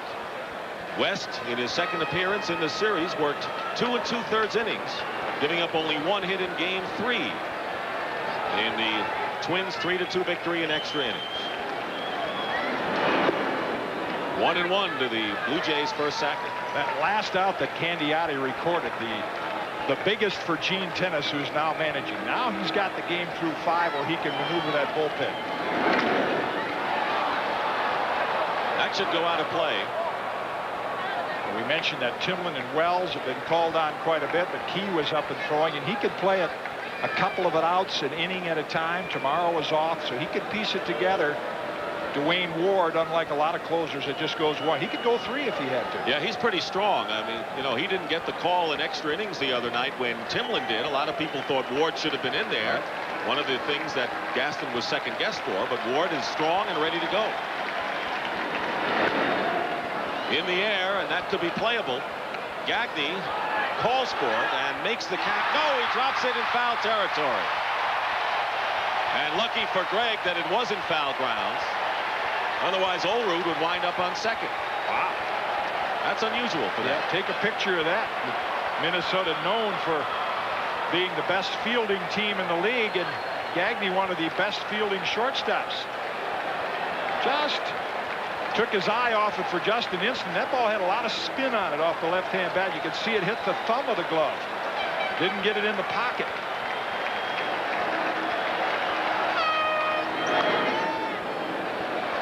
Still 1-2. An error has been charged to Gagne. And that is his 2nd error of the series. Kelly Gruber has made 3, unusual for that outstanding 3rd baseman for Toronto. 2-2 to Olerud.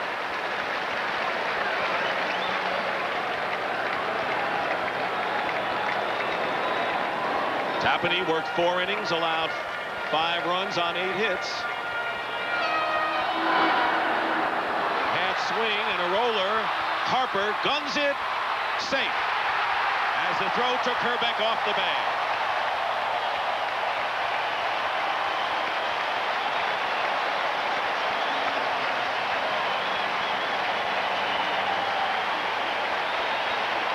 Tries to check in time. Harper springs out from behind the plate, but then rushes his throw just a little. Herbeck has to come off the bag and leap to grab it. Can't get the foot down in time. Well, it's a Blue Jay day today, and these fans appreciate it.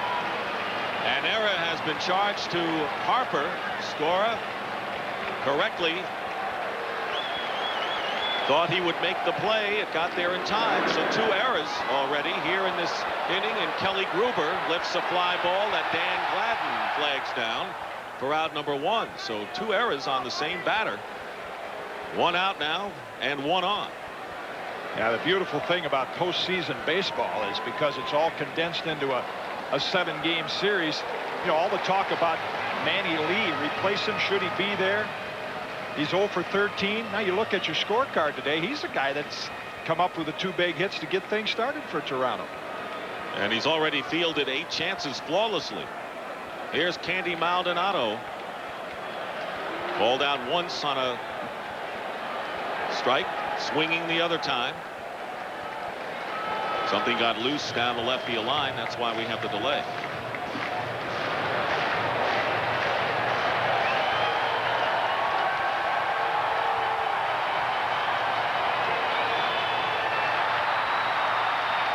And a fan who thinks it's a good idea to delay the game with 50,000 fans. Very unlike Toronto fans.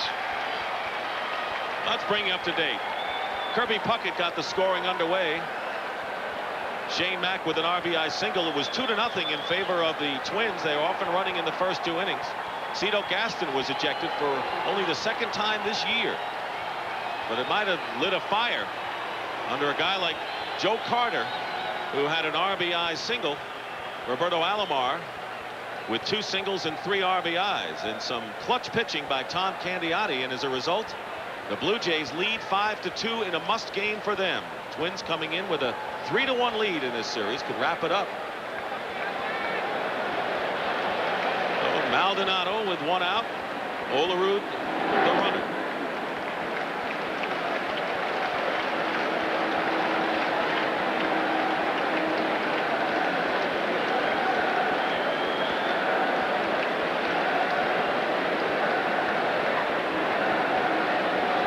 Looking for a sign. I doubt there's very little that either of these teams can do to surprise the other, because when you go back to the 2nd of the last weekend of the season, they have played 11 of the last 15 games against one another because of the unusual scheduling in the American League.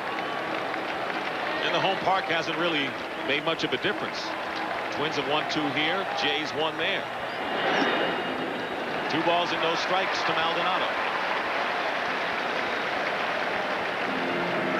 Not necessarily a pull hitter when you look at those numbers, but left-hand pitcher, 2-0 count. You can bet he'll be looking to turn on one here.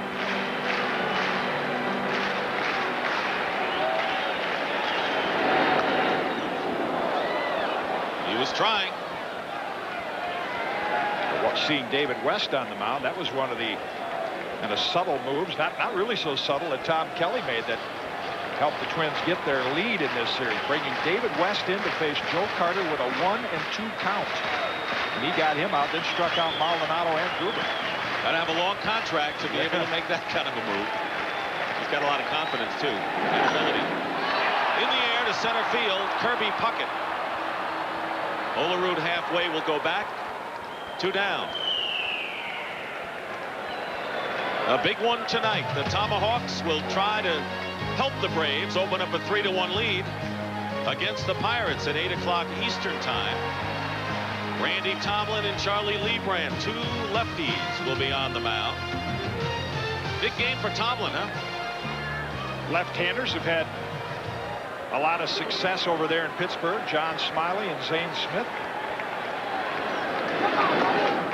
Pat Borders Tried to bunt his way on last time up, is 0 for 2.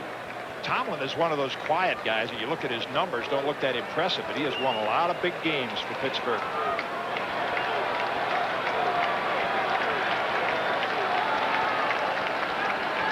I would think tonight's game is really critical for the Pirates because Steve Avery was brilliant in game 2 with that shutout, and he'll be on the mound in the 5th game in Atlanta before the home folks.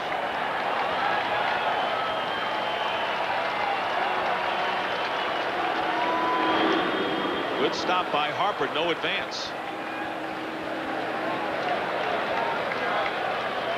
And there are pitchers that can beat you, as Charlie Leibrandt can do, but then Avery's the kind of guy that can dominate a team, and that's what he did in his first start, game 2.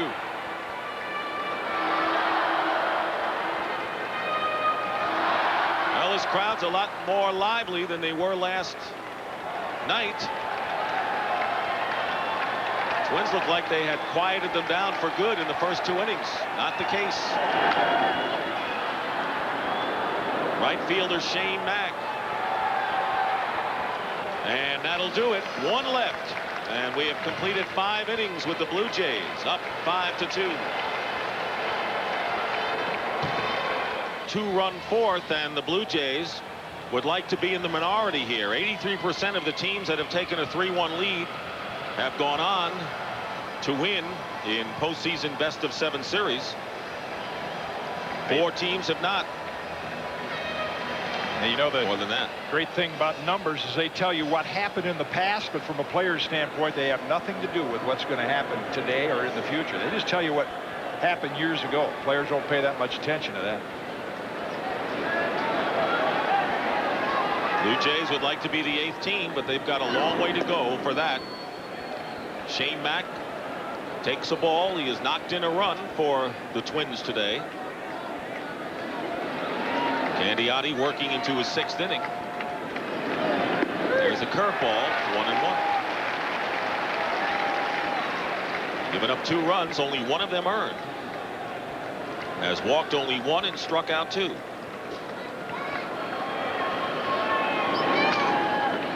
Like a broken bat looper into right field. That'll drop for a base hit. So Mack 2 for 3, and the leadoff man is on.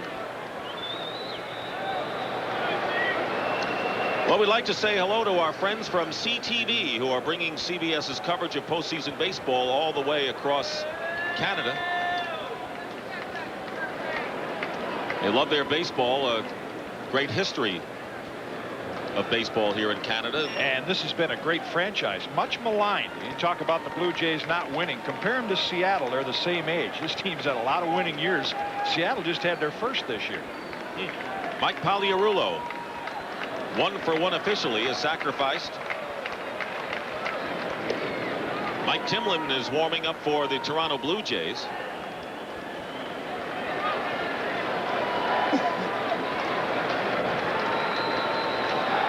Candiotti can get through this inning. The Blue Jays bullpen situation would be in pretty fine shape. 1-0. Now that 6th inning for a manager is critical, but I would think Gene Tennis will make a move very quickly here. Candiotti has had some long innings, had to work out of jams. Let's say 1 more base runner. You'll see one of those 2. Looking at the same screen you're looking at is Gene Tennis. 1-1.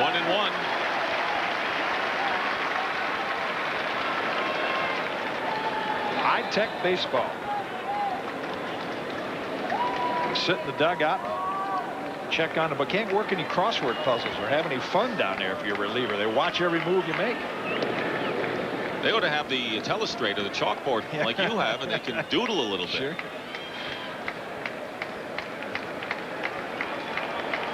Back the base runner, 1-1 with nobody out. 3-run lead for the Blue Jays here in the 6th inning.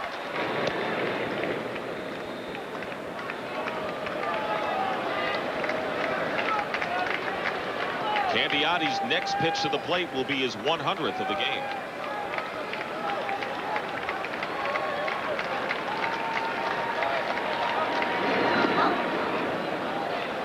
Two balls and a strike to Pagliarulo.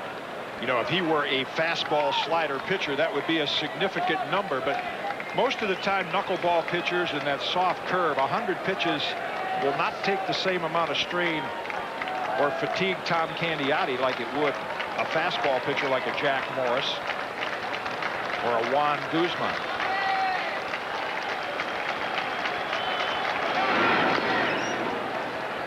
And a bounding ball is foul. Pagliarulo waited until the last second to offer at that pitch. That's the key as a hitter against a pitcher like Candiotti, is to try to stay back as long as you can. Easy to say, sometimes tough to do. Interesting how Cito Gaston's pitching strategy might be working out for him. He decided to go with Candiotti in game 1, again in game 5 today, and not go with Guzman, who won the only game. Now, if the Blue Jays win, they've got Guzman, the fireballer, in game 6 at the Metrodome, so it could get interesting. 2 balls and 2 strikes.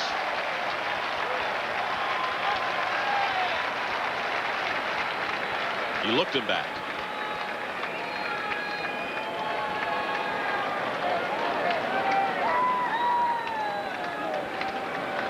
So now we know why he wears 49, not because of Hoyt Wilhelm or Charlie Huff, because he's a 49ers fan. Because of Joe Montana. And the runner goes. 2-2 pitch taken for ball. The throw offline and in at second with a stolen base is Shane Mack. That's his second in 3 tries in the series. See, if Shane Mack is thrown out, every Minnesota fan says, what are you doing running 3 runs down? But Tom Kelly says against the knuckleballer, it's a little easier to steal. I'll take these runs one at a time. He's not going to get them back all at once, so thus he'll still use the running game. Down 3. Well, nobody out. Horse is off, and there's a ball hit to center field. White will have to play it on a hop. Rounding third and being held there is Mack as the throw comes all the way into Borders. Ron Gardenhire not taking any chances with his team down by 3 runs. And nobody out. So Mack is at third, and Pagliarulo is on at first with none out. Remember, you mentioned on a previous pitch how he waited till the last moment. Watch the way he keeps his hands back there. The hands stay back even though the body's out a little, and that's what enables Pagliarulo to generate enough power on that swing to line it into right center. Well, Gene Tennis coming out to the mound, and you can see, are you all right? But he already knows that he wants Timlin here. Candiotti should get a big hand because he has delivered in a big game for the Blue Jays. Here it comes.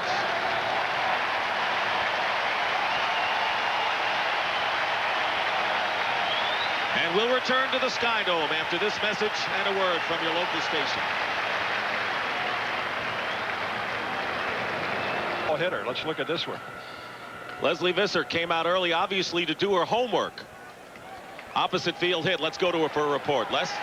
Dick, I should visit with batting coach Terry Crowley. Actually, speaking of hitting, I am holding Tom Candiotti's bat. Now, there's optimism. They've been taking batting practice, the pitchers, in case they get to the World Series. He's played his whole career in the American League, but he's got this bat. He says mostly he practices bunting. Dick? That's all he hopes to do as Candiotti leaves after a job well done to the clubhouse. So Mike Timlin is aboard, replacing Candiotti here with runners at first and third. Nobody out. The tying run is at the plate. Greg Gagne. Timlin was the losing pitcher in the 10th inning the other night when Pagliarulo homered to win it 3-2 in game 3. Foul ball and a strike. Big inning for Mike Timlin because the latter part of the year he has had some problems coming in with men on. If you look at one of those baseball statistics, inherited runners, when he comes in with men on, he's had a very difficult time getting out of the inning with other pitchers' runners on base. So this is big for him. And here are the runners. Mack at third base, Pagliarulo at first. Timlin has been in 4 of the 5 games thus far. 1 ball and 1 strike to Gagne, who's 0 for 2, hit into a double play his last time up to end a Twins bid.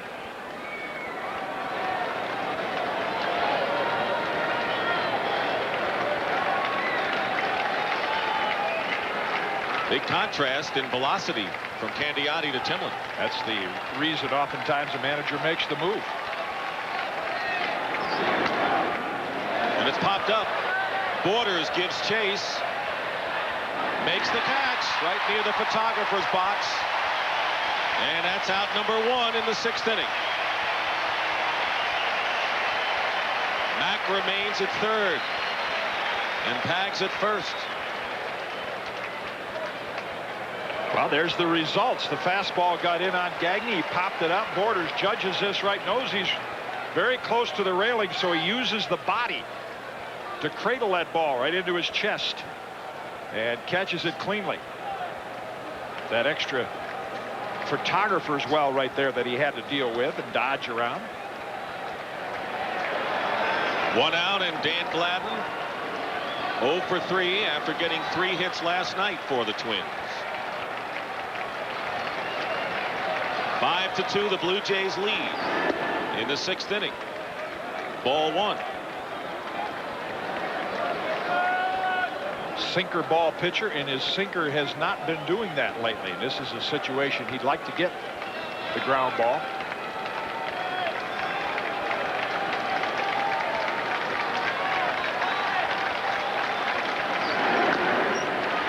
That was the kind of pitch he wanted.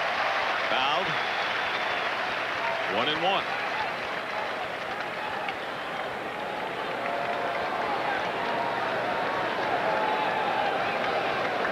Big effort today by Tom Candiotti, who did not finish the 3rd inning in game 1 of this series. Taken out after giving up a couple of hits in the 6th. Now it's up to the Jays bullpen. Twins, though, fighting back. 2-1 to the rookie second base, or to the veteran left fielder. Knobloch is waiting on deck.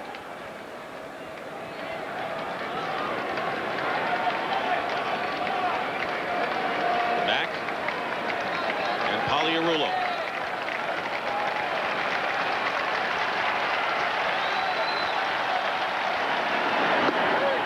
Good fastball, let her high. 2-2.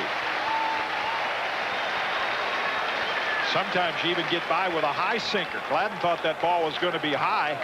Watch the sinking action. He takes it right there. Looked like it was going to be letter high, but instead it came in well below the belt for a strike.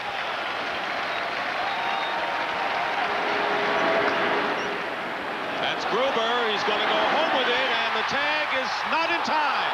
Mack beat the tag, and the Twins get a run. Polyarullo goes to second base.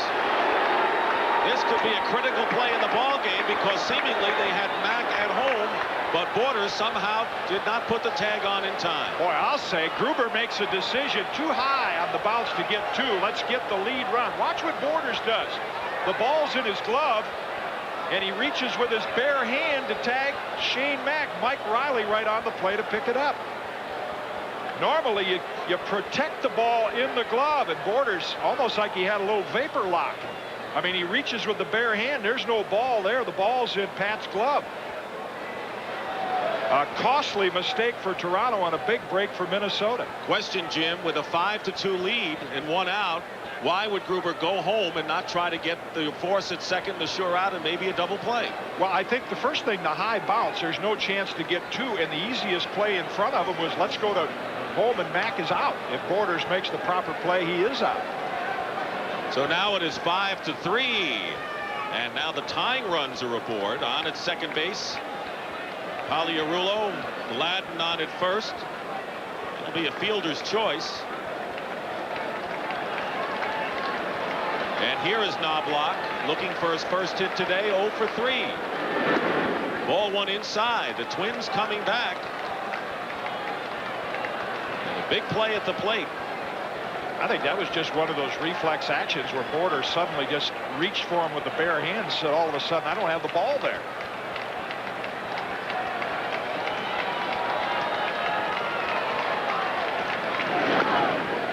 Another chopper in front of the plate, and Borders makes sure that ball stays foul. You know, your point about Gruber going to home, the other subtle thing that enters into that, he's had 3 throwing errors in this series. He's had some problems throwing the ball, and the shortest throw was to home. And I think against a team like Minnesota, even though you have a 3-run lead, if you can cut down a run at home, that would be the way to go.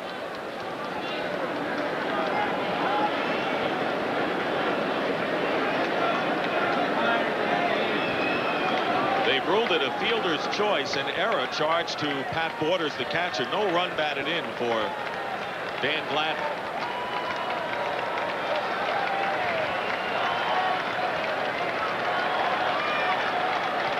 One and one with one out. Knobloch with a big opportunity here to bring the Twins closer. Line drive down the right field line. One run will score, could be extra bases, and Maldonado has problems in the right field corner. They're going to wave home Gladden. The throw comes into the infield, and the Twins have tied the game at 5-5. Boy, this rookie continues to amaze with his poised play in the field, and a big two-run single has tied the score. He ends up at second. It'll be ruled a double, so give Knobloch a two-base hit. Two teams as even as these two. Just a costly mistake as Borders made is all it takes, and Knobloch with a good approach there, not trying to pull the sinking fastball, takes it the other way. Pagliarulo scores easily, and Gladden, who has good speed, Gardenhire can wave him home because Maldonado juggled that ball in the right field corner. Gene Tennis out to the mound.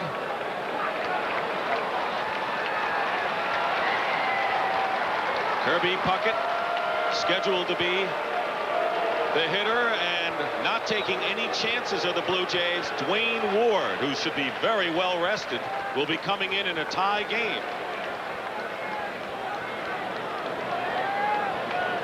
The score. Talking with Richie Garcia, American League umpire, up here in the booth. Watch what Borders does with the bare hand. Oftentimes what an umpire looks at, the catcher will tag the runner with the glove. No ball in the, he'll keep the ball in the bare hand. Borders did it disreverse.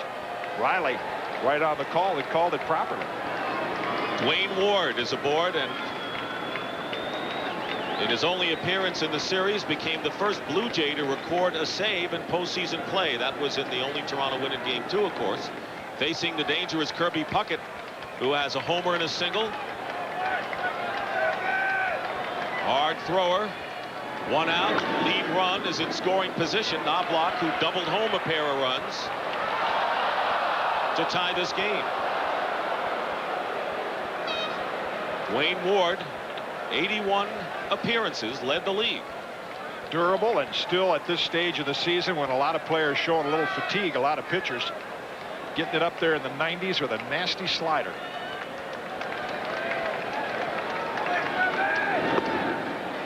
One and one to Puckett, who has 5 hits, including 2 homers in his last 7 trips. He has come alive in a big way for the Twins.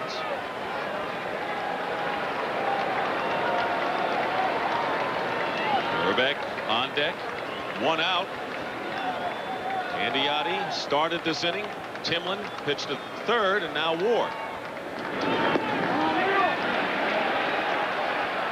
went around. Jim McKean gave it some thought. Puckett looking at him. This is a tough one. Puckett is so strong, he can hold those hands back in a hurry. But see the bat?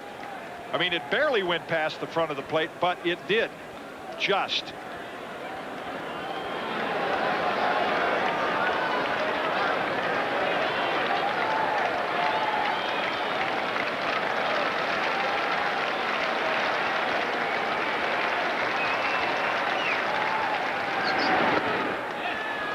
Puckett's been known to go after pitches like that. 2 balls and 2 strikes. Yeah, he is the one hitter in the Twins lineup that could give Ward more trouble because he hits the ball hard off the ground. And you're not going to get it airborne very often off Dwayne Ward.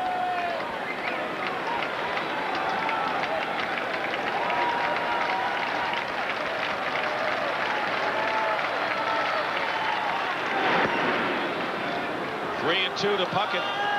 Twins have stormed back for 3 runs here in the 6th inning to tie the game at 5-5. Kirby Puckett with the count full in position to try to give Minnesota the lead. Knobloch is at second base. 7 hits in the series for Knobloch. The rookie record's 9. Here's the 3-2. Puckett goes down, and that's out number 2.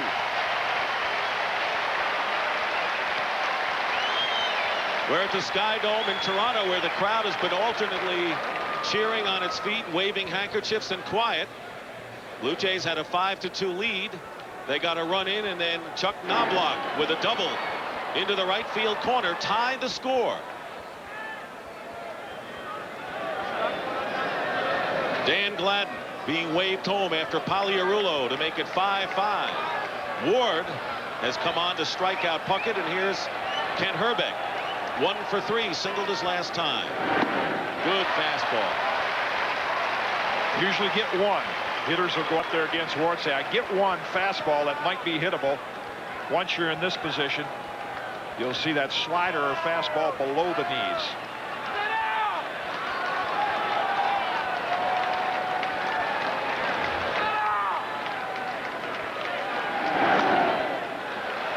Oh, 2 to Herbeck. Ward pitched 2 innings and gave up 1 hit, striking out 2 in his game 2 save.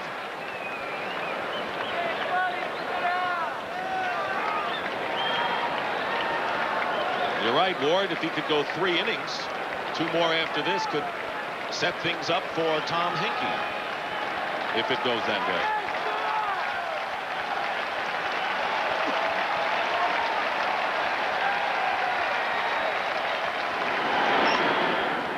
Popped up.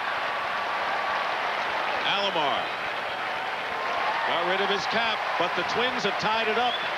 3 runs and a big error, and 2 of the runs are earned.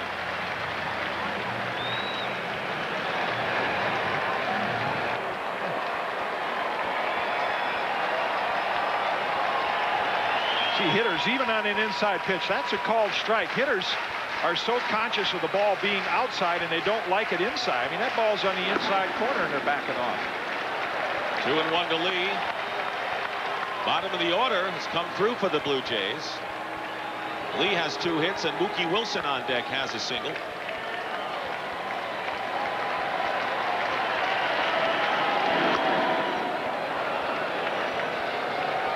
Two balls and 2 strikes. The Twins pitching situation is bright because of what Morris did last night, going 8 innings. They have Willis, Bedrosian, who worked an inning, and saver Rick Aguilera, who would not be in this ball game unless the Twins took the lead. They're rested.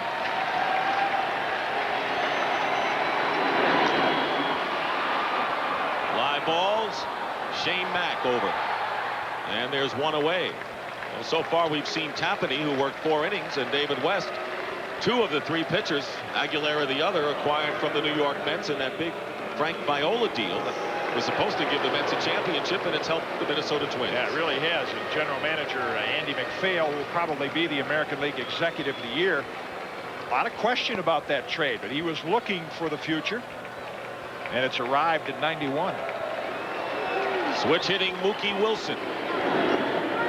Strike 1. 1 for 2. Crowd has quieted down. They've been shocked by the Minnesota rally in the 6th inning. Tying the game at 5-5. Good fastball.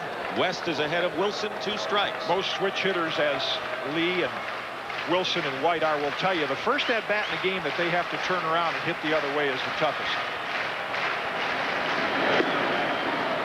And he strikes out and was overmatched there as West picks up his first strikeout. West has had good success against Toronto because a lot of the Blue Jays hitters are breaking ball off speed hitters, and watch that fastball. Gets right past Wilson. Can't catch up with him. Same thing with Lee.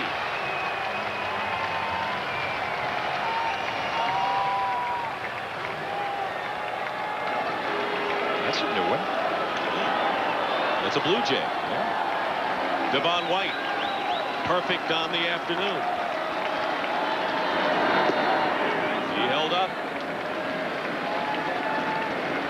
2 wins for Jack Morris in the series.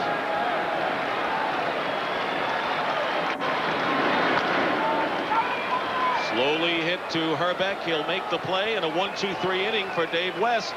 We've completed 6. 5-5 the score. Twins need a win to wrap up the pennant. Tonight at Atlanta's Fulton County Stadium, 8 o'clock Eastern Time, Tomlin and Leibrandt will be the pitchers. What a great story the Atlanta Braves are and their fans after finishing last a year ago, as the Twins did in the American League. I think that's what's great for fans and also baseball executives. You can look at two teams like that and know if you make some critical acquisitions like Chili Davis, Jack Morris, Paul Yarullo, Terry Pendleton, you can get to the top in a hurry. Dwayne Ward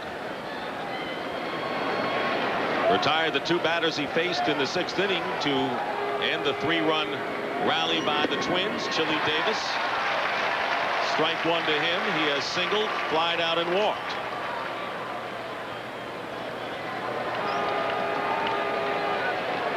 This for a hitter is like trying to hit about a 91-mile-an-hour shot put. Dwayne Ward, that's how heavy that fastball is. 2 strikes. He's well rested. And even if he worked 3 innings today, or 4 if they need him to win this game, he'll be back out there again Tuesday. New Mexico native. Likes to read those Louis L'Amour Western novels. Foul back.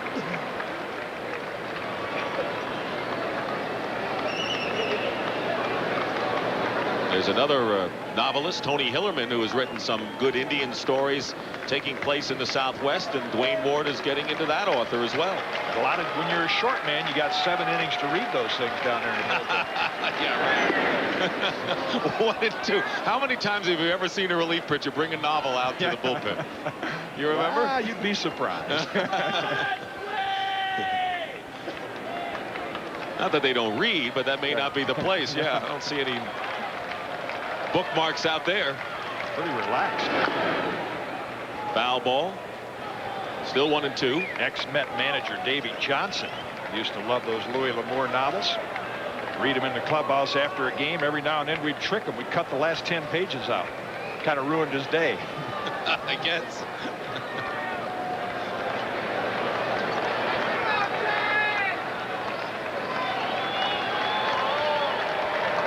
One ball and 2 strikes to the leadoff hitter, Chili Davis, and he strikes out. Ward has struck out 2 of the 3 he's faced. Right now, let's check in with Leslie Visser. Les?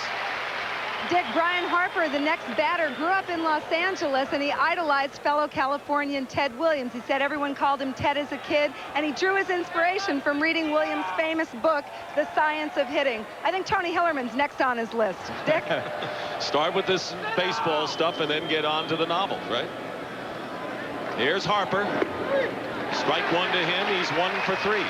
That is a nice story. Brian Harper, a utility player for so many years. He said, I forgot how to hit, didn't get enough at bats. Read the Williams book. He's back on track. 0-2. As you can read all the books you want. And if Dwayne Ward gets that slider in that location that he just did and the fastball down, you're not going to hit him. Cito Gaston was ejected. Gene Tennis has taken over. Ward wastes that one.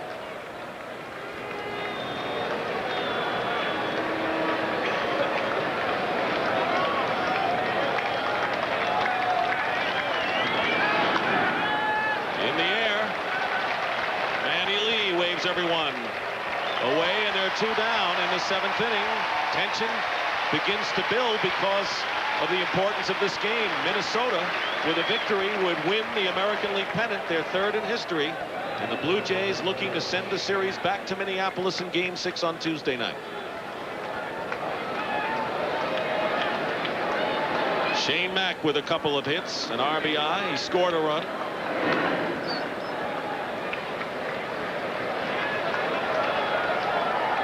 Ward looks tough out there. He'd get you out in a hurry. He doesn't have to go 3-2 very often.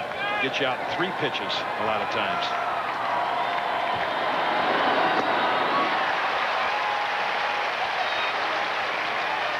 One and 1. Gruber is guarding the line at 3rd to protect against the extra base hit. Olerud the same at first base.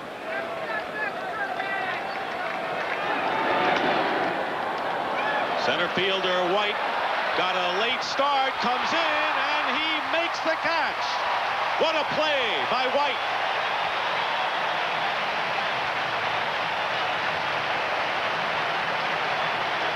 Late jump because of the full swing, and the ball was hit off the end of the bat, but those long, graceful strides and that reach enable him to make the catch. What great ability. Not many better than Devon White. 5-5 to the bottom of the 7th. Blue Jays looking to sing along, hopefully getting a lead with Alomar, Carter, and Olerud facing David West, beginning his 3rd inning of relief. Here in the 7th inning of a 5-5 game, they've scored in bunches, both teams this afternoon. Alomar with 3 runs batted in. 2-0 pitch. 3-0 to Roberto Alomar. And if he gets on, he's got the speed. And Joe Carter coming up.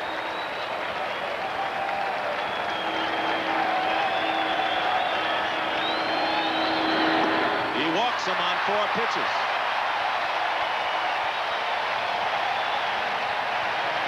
That's big plus for Toronto. Anytime Alomar gets on base, it is. But this situation, he's their best base stealer. He'll try to guess with West, and if he steals second base, Joe Carter, who is primarily a pull hitter, with that bad ankle, can just ground the ball the other way and advance the runner.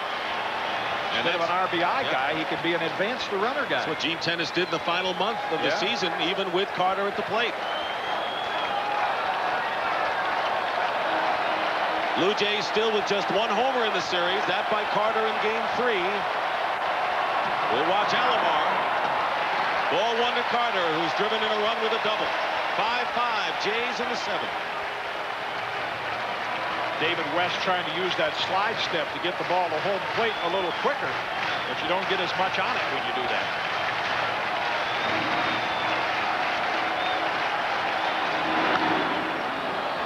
One and one.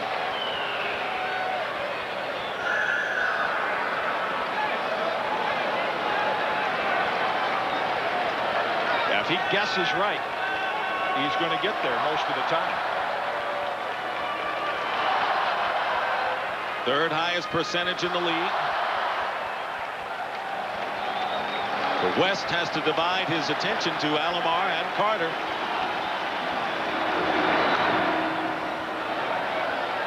Ball and 2 strikes. This is what's become popular now with pitchers that have a hard time getting the ball to home plate quickly enough. The slide step has got an added advantage, as it did in that pitch. The ball gets on the hitter a little quicker. Carter was late on that.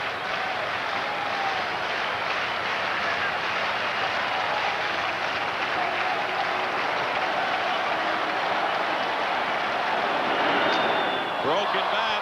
As the bat flies out to shortstop, it's fouled off to the left. Sawed it in half.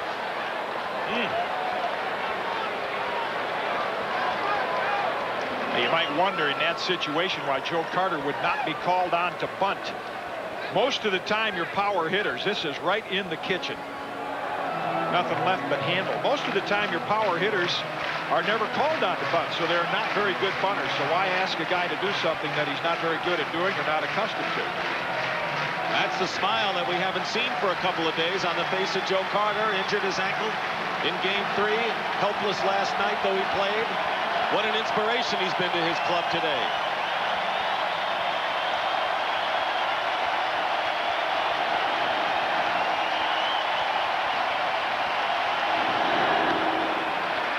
Two and two.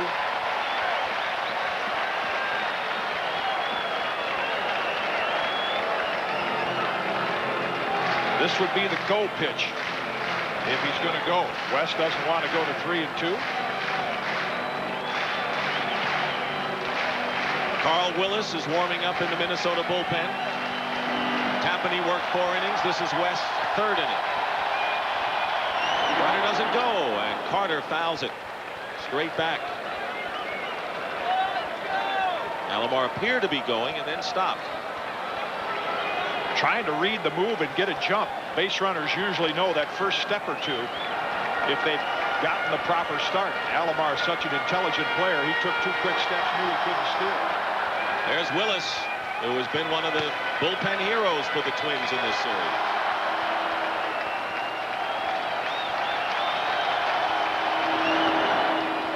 Carter stays alive. 5-5 the score. The Toronto Blue Jays trying to take the lead. A loss sends them home, and the Twins into the World Series. A victory extends the series to at least 6 games. Twins have out-hit the Jays 10-8.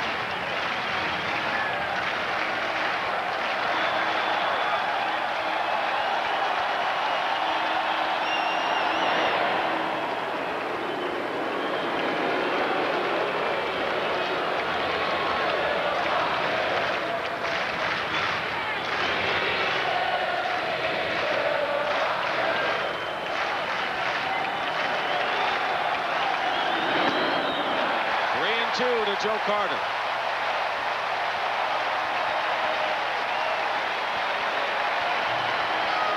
Olerud is on deck.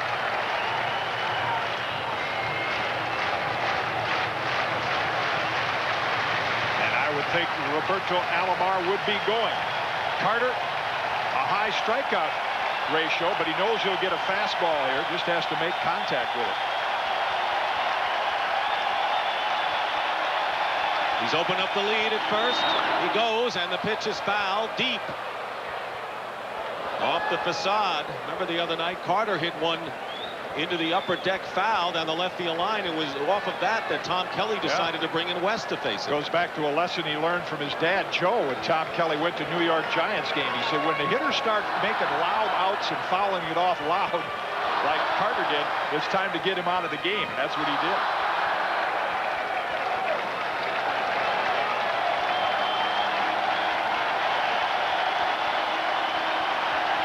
Expect Alomar to go.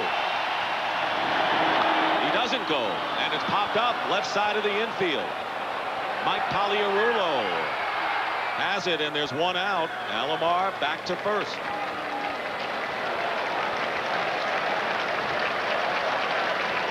Great effort, but not the same swing. Look at the back ankle again. Just cannot generate the leverage to turn on that pitch. The hitter needs a good foundation. Carter doesn't have one today. Here is John Olerud. He's 0 for 3, but drove in a run on a ground out back in the 3rd inning. 5-5, bottom of the 7th. There's a strike. Well, to David West's credit, and pitching coach of the Twins, Dick Such, worked very hard with him on it. It is that slide step that's confusing Roberto Alomar.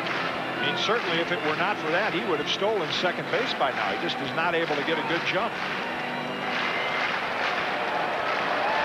That's the preparation you were talking about. Yeah, no team in baseball, at least in the American League, more prepared in all phases of the game than Minnesota. I think that's Tom Kelly's key word.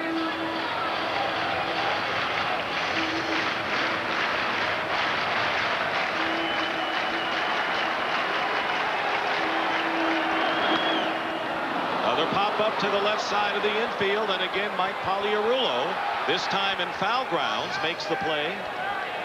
And 2 down after Alomar led off the inning with a walk.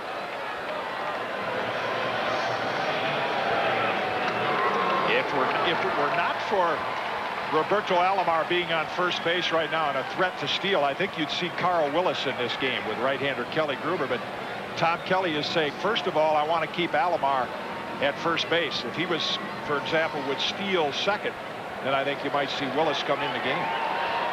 Herbeck calls time and is talking to West about the possibility of throwovers and such.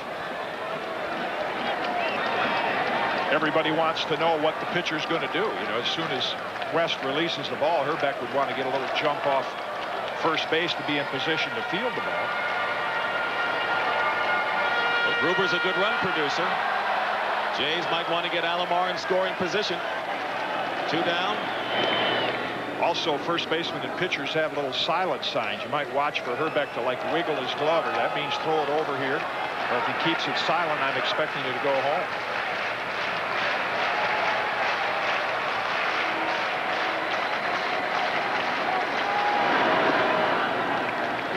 To Kelly Gruber.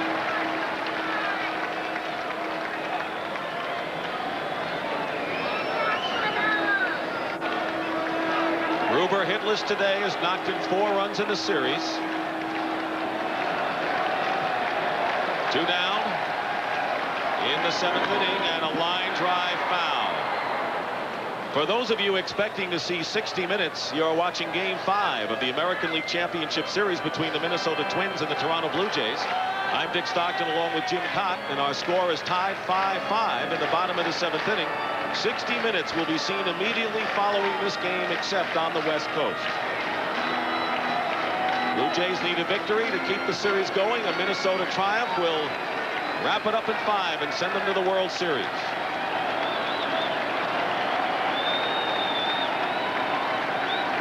Alomar doesn't go, and Gruber hits a foul fly. Herbeck gives chase. 1-2 the count. They're at the Sky Dome in Toronto, where the Twins have won the first 2 games here against the Blue Jays. 5-5 the score. At one time, the Blue Jays had a 5-2 lead. That's where they want Kelly Gruber to hit the ball right on that target. He's got the power to do it.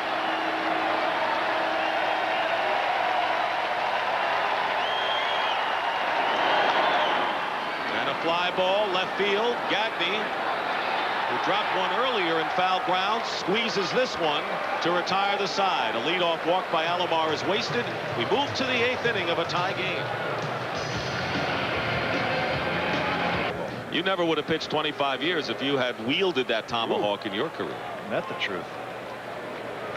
Dwayne Ward has worked an inning and 2/3, has struck out 2, and Mike Pagliarulo 2 for 2 actually, with a sacrifice, leading off in the top of the 8th inning. Remember, he won the game in the 10th inning of Game 3 with a home run. Fly ball, Devon White. He finished the 7th inning with a great running catch to Rob Mack. He makes less body movement catching a fly ball. I mean, he'd be a great punt returner. This kind of decoy, it makes no movement, just like he's always got it measured, and it's right there chest high. Big pickup from the California Angels. Everyone talks about the San Diego trade, but that acquisition from California. Greg Gagne 0 for 3 this afternoon.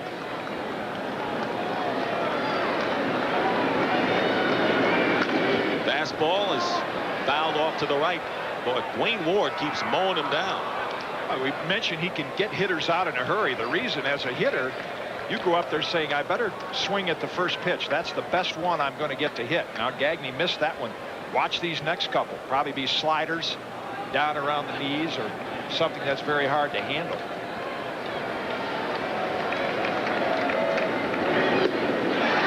Two strikes.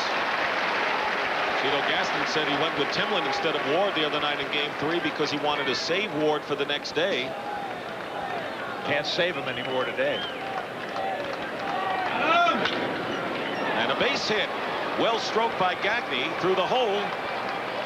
Gagne with his first hit of the afternoon, and with 1 out, the Minnesota Twins have a go-ahead run aboard. First hit off of Ward.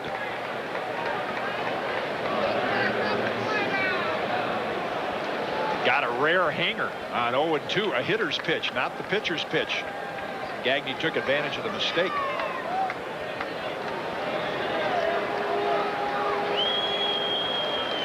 Dan Gladden looking for his first hit, is 0 for 4 this afternoon. And now Toronto was not able to run even with Roberto Alomar. West did a good job with a slide step. I would expect to see Minnesota hit and run or steal here against Ward. You're not going to get many chances against this guy. When you get a base runner, you better try to cash it in, and I think Tom Kelly will try to do that.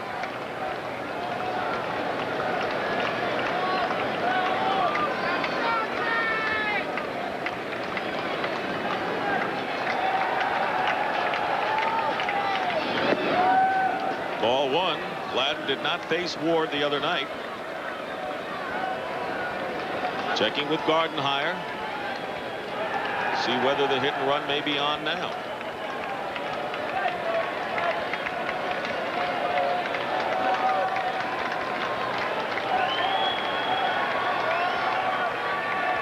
It's on, and the pitch is swung out and missed. The throw to second, and out at second base. And a great tag by Manny Lee. He had to come across the base. Good throw, too.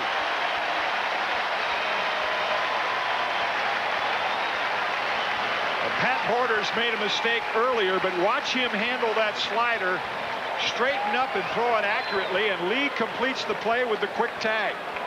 Ward gets it to the plate quickly, even though Borders has to stand up.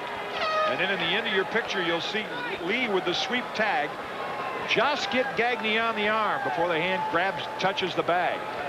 So a good three-part play, Ward, Borders, and Lee.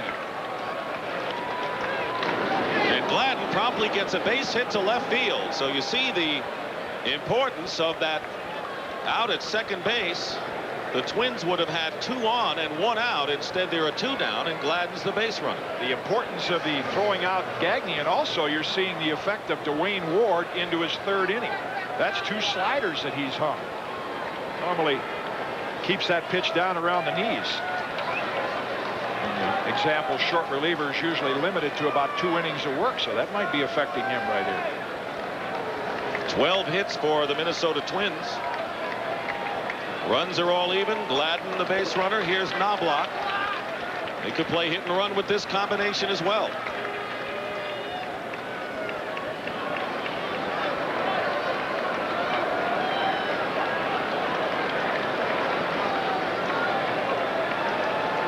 Knobloch doubled home 2 runs, the tying runs in the 6th inning.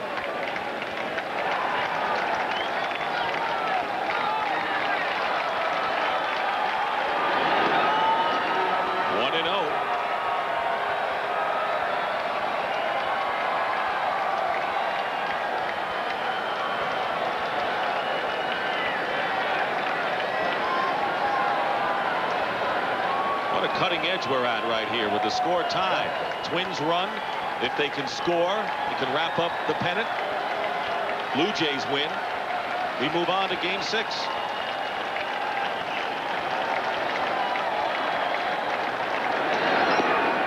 Two and 0. Ward not quite as effective this inning. You're right, as he was in the previous 2. Not quite as. Now Tom Kelly's option because of that. He's seen a couple of high pitches. Knobloch in a 2-0 count. Has to get a strike, so you can start Gladden and let Knobloch make some contact, and he's shown us he can hit the ball in the gap.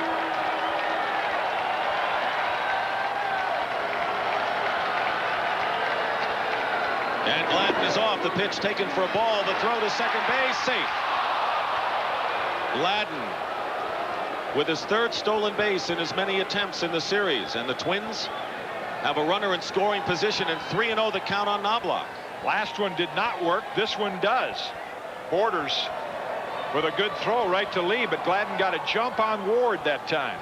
See, doesn't have the speed of a Gagne, but he's a better base stealer. Gets a better jump. That's an example of it. Gagne was thrown out. Gladden's safe.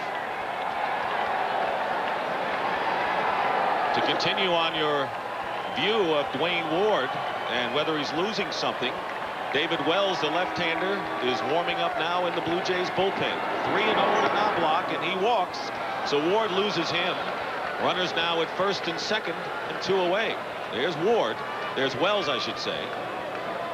And he'd be getting ready for Kent Herbeck if Ward doesn't get Puckett out.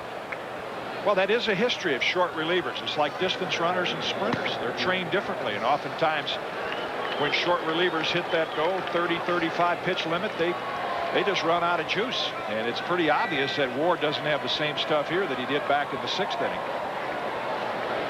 Well, obviously, if he does not get Puckett, Wells will come on to face Kent Herbeck, the on-deck hitter, so time to discuss how they're going to pitch to Kirby, who has a homer and a single this afternoon.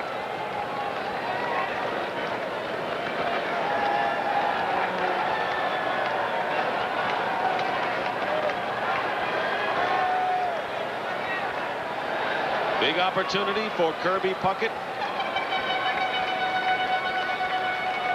Gladden is at 2nd, Knobloch at 1st. The big run is at 2nd, the go-ahead run in a 5-5 game. 8th inning. 1-0 to Puckett. Not there. Trying to muster it up for just one more good pitch. Dwayne Ward is.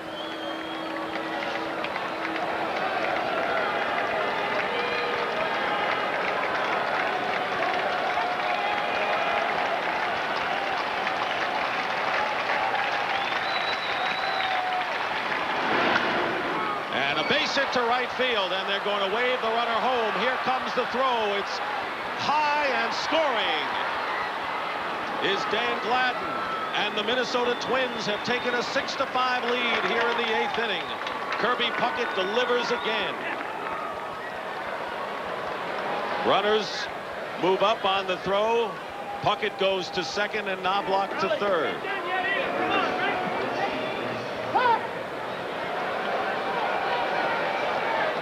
We want to welcome the viewers who have seen the Atlanta-San Francisco NFL game here at the Skydome in Toronto. The Minnesota Twins have just taken a 6-5 lead in the top of the 8th inning. If they go on and win, they'll capture the pennant. And it was Kirby Puckett who delivered the big hit, and the throw to the plate high, and Gladden came across with the lead run. Another subtle example of the loss of Joe Carter. Carter with a very accurate throwing arm from right field. Maldonado average, but not like Carter. That enabled Gladden to get in. And Puckett's big hit. You mentioned Gene Tennis going to the mound to talk how to pitch to Puckett. Nobody's been able to figure out how to do it yet. Ward leaves. Wells coming in, and we'll be back.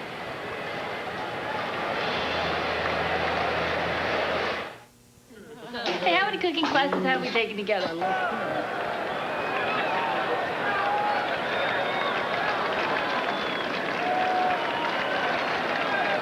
Herbeck is 1 for 4 this afternoon.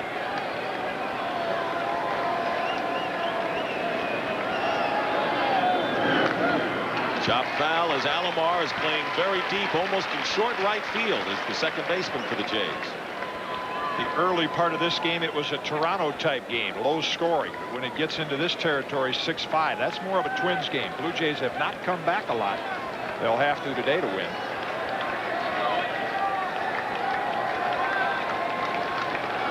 Knobloch is at third. Puckett is at second base. Line drive, and that's going to drop for a base hit. Mookie Wilson to retrieve, but the Minnesota Twins are almost to the World Series as Knobloch and Puckett score, and Ken Herbeck drives in 2 runs, and it's an 8-5 ball game. Sooner or later, you knew those two would deliver, Puckett and Herbeck, and they have.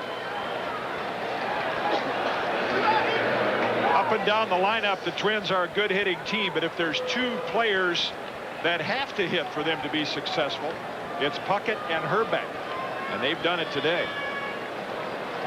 Again, Herbeck has not had a lot of opportunities against lefties in years past. This year he has, hitting over 280 against them. Chili Davis, the batter, takes low ball 1, and they have put a shock into this crowd. 8-5 with 3 runs here in the 8th inning. The Twins were down 5-2 into the 6th. But they scored 3 in the 6th and 3 here in the 8th inning. Curveball, 1-1. Well, the way they did it turned the tables around on the Blue Jays. Toronto gets Alomar on, they don't run. The Twins, not known for running, get Gagne and Gladden on, they do run, it pays off.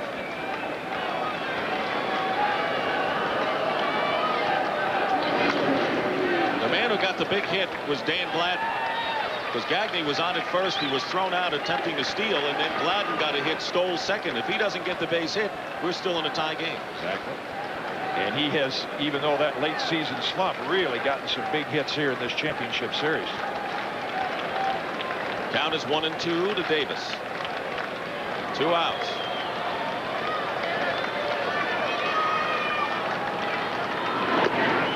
And Davis strikes out, so the Minnesota Twins get 3 big. Liston was ejected from the game after the 2nd inning. At one time, it was 5-2 in favor of Toronto. But there you see the 2 big innings for the Twins, the 6th and 8th innings, and Kirby Puckett has come alive big here in Toronto. We have a new pitcher, Carl Willis. The 3rd pitcher of the day for the Twins. David West worked 3 outstanding innings in long relief did not allow a run or a hit. And actually, in a matchup of the bullpens, going in, the Toronto bullpen was the deeper and stronger over the course of the year.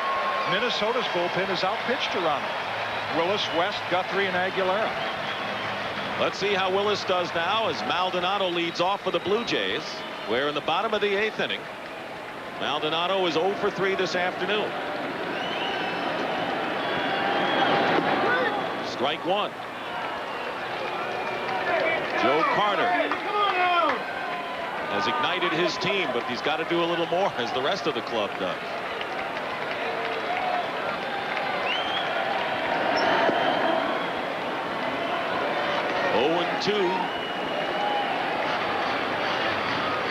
Minnesota Twins could become the first team in league championship history to win 3 road games in a series. Nothing surprising. They were good on the road all year. 1-2. Well, a combination. The Twins have done so many things right, but Toronto in the last 2 games, opportunities for the hitters, they haven't delivered. Today, the hitters deliver. When you give the Blue Jays a 5-2 lead, they usually win. Maldonado to the left side. Pagliarulo, 1 away. 14 hits off the bats of the Minnesota Twins, and we have 1 out in the 8th inning. Yeah, I think a lot of the hits off the bullpen is a result of some of the early exits by like Candiotti in game 1, where Timlin, Wells, and Ward have really been called on to pitch more innings than normal. 1 out to Pat Borders, hitless in 3 trips today.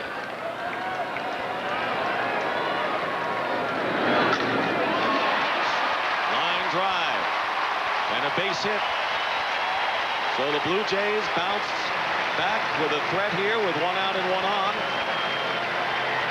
Well, they've finally begun to get some production from the bottom of the order. Borders getting some hits. Manuel Lee today. But again, today it's been the pitching that hasn't been able to hold them in. We're going to have a pinch hitter for Manuel Lee. Rance Mullenix, who's been a good one for the Blue Jays, will bat here.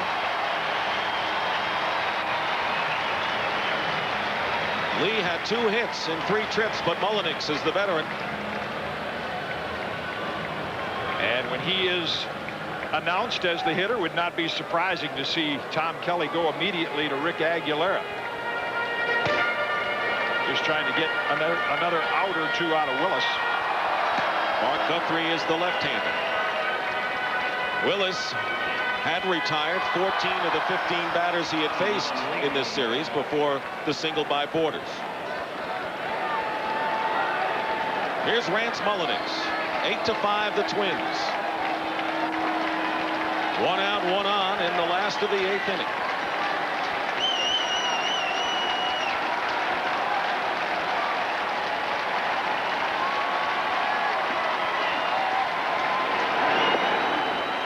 Ball 1.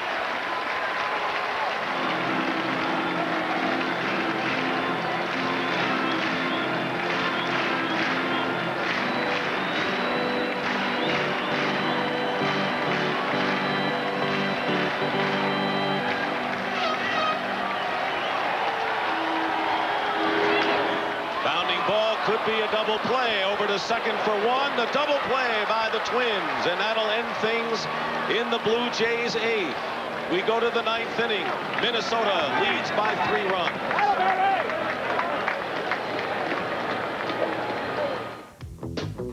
Failed general manager of the Twins. Andy, I know it hasn't happened yet, but should you go to the World Series, this is almost an entirely different team from the last time. What's been the secret to the success? Well, we've had a lot of changes in our pitching, but we've had so many people contribute from our farm system and some of the free agents we brought in, and the Gagneys, Herbecks, Pucketts we've always had. It's been a real team effort. You've come in here, a possible sweep. What is the thought on going from worst to first? It's great to be part of baseball history, to be the first to do it, and then have the Braves eclipse it just in 6 days. It's still a little piece of history. It'll always be special to us. Thank you, Andy. Dick? All right, Leslie, thank you very much. And he was just rewarded, Andy MacPhail, with a new 3-year contract, deservedly so. Brian Harper swings and misses 2 strikes. Harper is 1 for 4 with a base hit. And of course, Jim, we talk about the free agent pickups. 3 big ones. 3 big ones, and here's one they'll have to sign next year. Brian Harper, who becomes one. David Wells, and a curveball driven deep, but going foul. Now, the Twins didn't sign the marquee free agents like a Darryl Strawberry. Kind of quiet signings. Chili Davis, Jack Morris, Mike Pagliarulo, Steve Bedrosian, but they have spent their money wisely. They have received more production out of their free agents than any other team.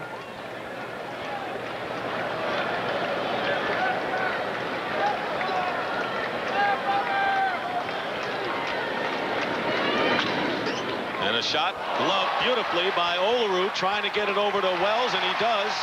Good play. Harper's retired, one away in the Twins' ninth inning.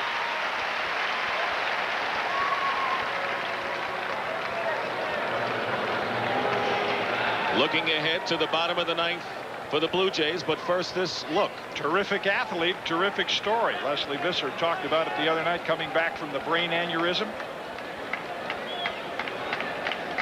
Shane Mack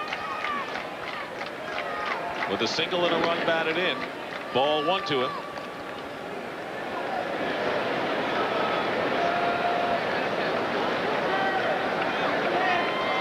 Every member of the Minnesota lineup has hit safely this afternoon. That's been the trademark of this ball club. Yeah, that is. That says a lot about the 8 runs on the scoreboard today for Minnesota. Not just Kirby Puckett. 1 through 9. It's a pretty balanced lineup.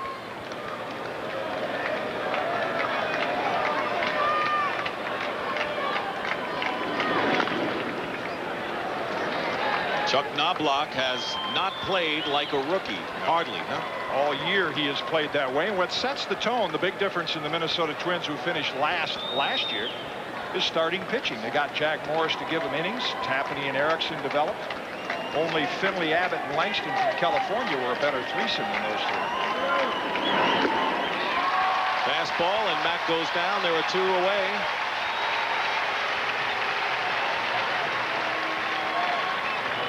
This is Dick Stockton along with Jim Cotton and Leslie Visser. The Toronto Blue Jays have one more chance, trailing by 3 runs, to prevent the Minnesota Twins from getting to the World Series. A 3-run 8th inning following a 3-run 6th has turned this game around after the Jays had a 5-2 lead. Here's Mike Pagliarulo, one of the free agent acquisitions. You know, when Minnesota opened the season, Kirby Puckett was in right field. Shane Mack in center. They started out 2 and 9. Mack wasn't hitting. He went to the bench. Puckett went to center. Gene Larkin to right field. And then Mack began to hit, and the whole lineup has come together. Joe Carter would be 4th in the 9th inning for the Blue Jays. Olerud handles this one, and now the Toronto Blue Jays are down to their last 3 outs. Mookie Wilson, Devon White, and Roberto Alomar will come up in the ninth. To face Rick Aguilera, a fitting scenario for him. 42 saves to lead the Twins. He has 2 of them, 2 more of them here in this championship series, and you always want to be the pitcher on the mound in a clinching situation for the tape, the photos. So Aguilera, West, and Tapani, the 3 pitchers that the Twins acquired for Frank Viola a couple of years ago, have all appeared in this game. New catcher Junior Ortiz replaces Brian Harper.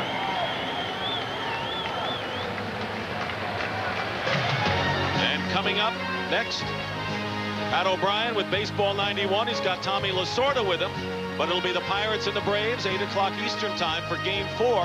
Tomlin and Liebrand.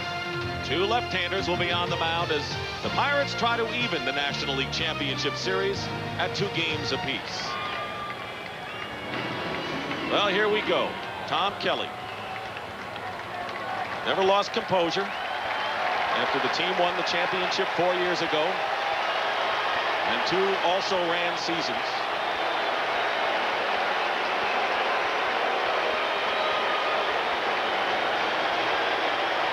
It's been a good year for those guys too.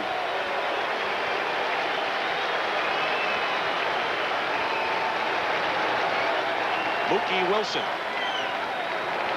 1 for 3 has scored a run. Aguilera and Mookie Wilson were former teammates with the Mets.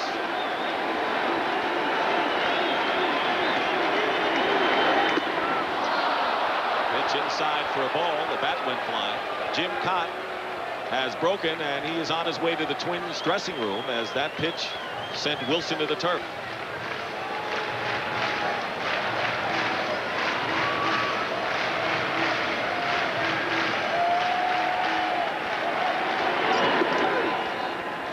One and one.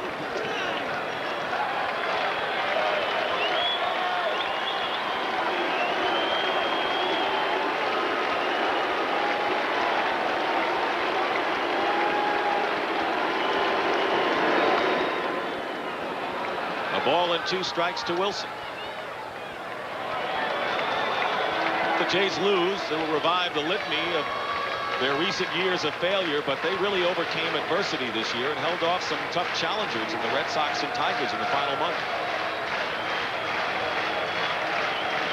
Trailing by 3 with nobody out in the bottom of the 9th inning.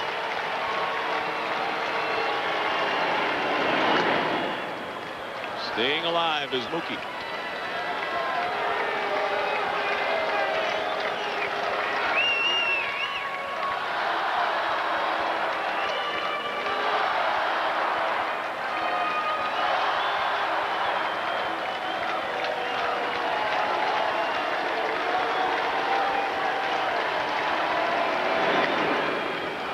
Pop-up, Gagne should handle it.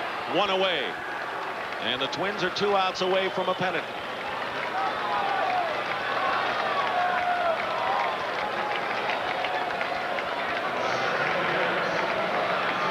Surprisingly, a good part of the crowd has remained here, perhaps to tip their caps to the Blue Jays for their efforts this year. Last night they left in droves by the 6th or 7th inning. Here's Devon White. He's been on 3 times today.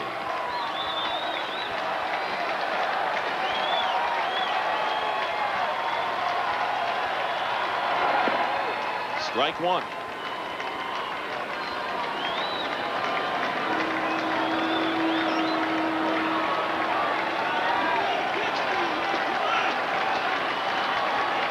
Alirulo is in at 3rd. And Case White wants to bunt. A good year, Jim Cott, for the Blue Jays, despite the fact they are likely not to get to the World Series. A completely revamped team. They traded away a lot of power and RBIs, but they acquired that man, Joe Carter, concentrated on defense and speed. They had a great year. They're just meeting a better team. In there for a strike, 1 and 2.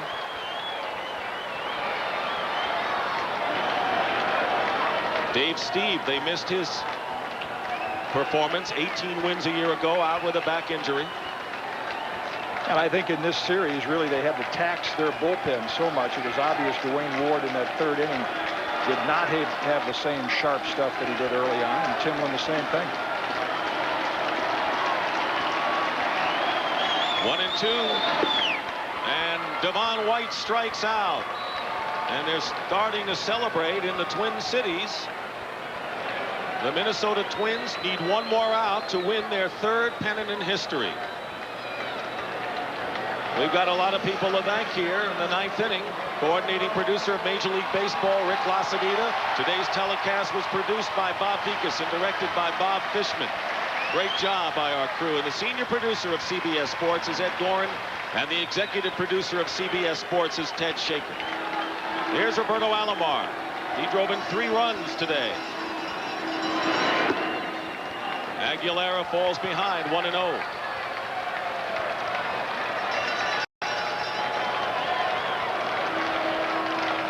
Two down, nobody on base. Jays down to their last out, but the count goes to 2-0.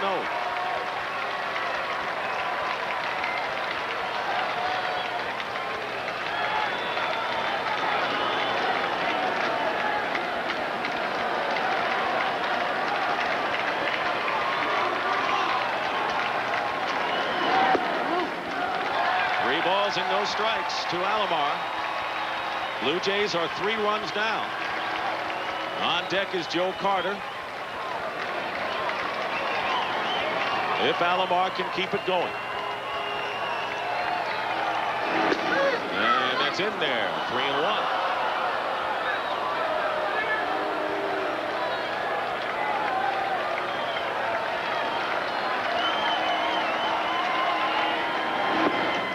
Swing and a miss, and the count is full, and now the Jays are down to their last strike.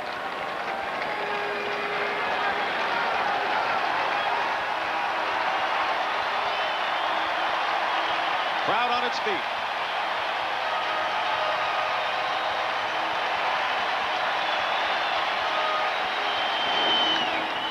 Fly ball to left field. Dan Gladden is going back on the track. He makes the catch. And the Minnesota Twins have gone from the cellar to the penthouse in the American League.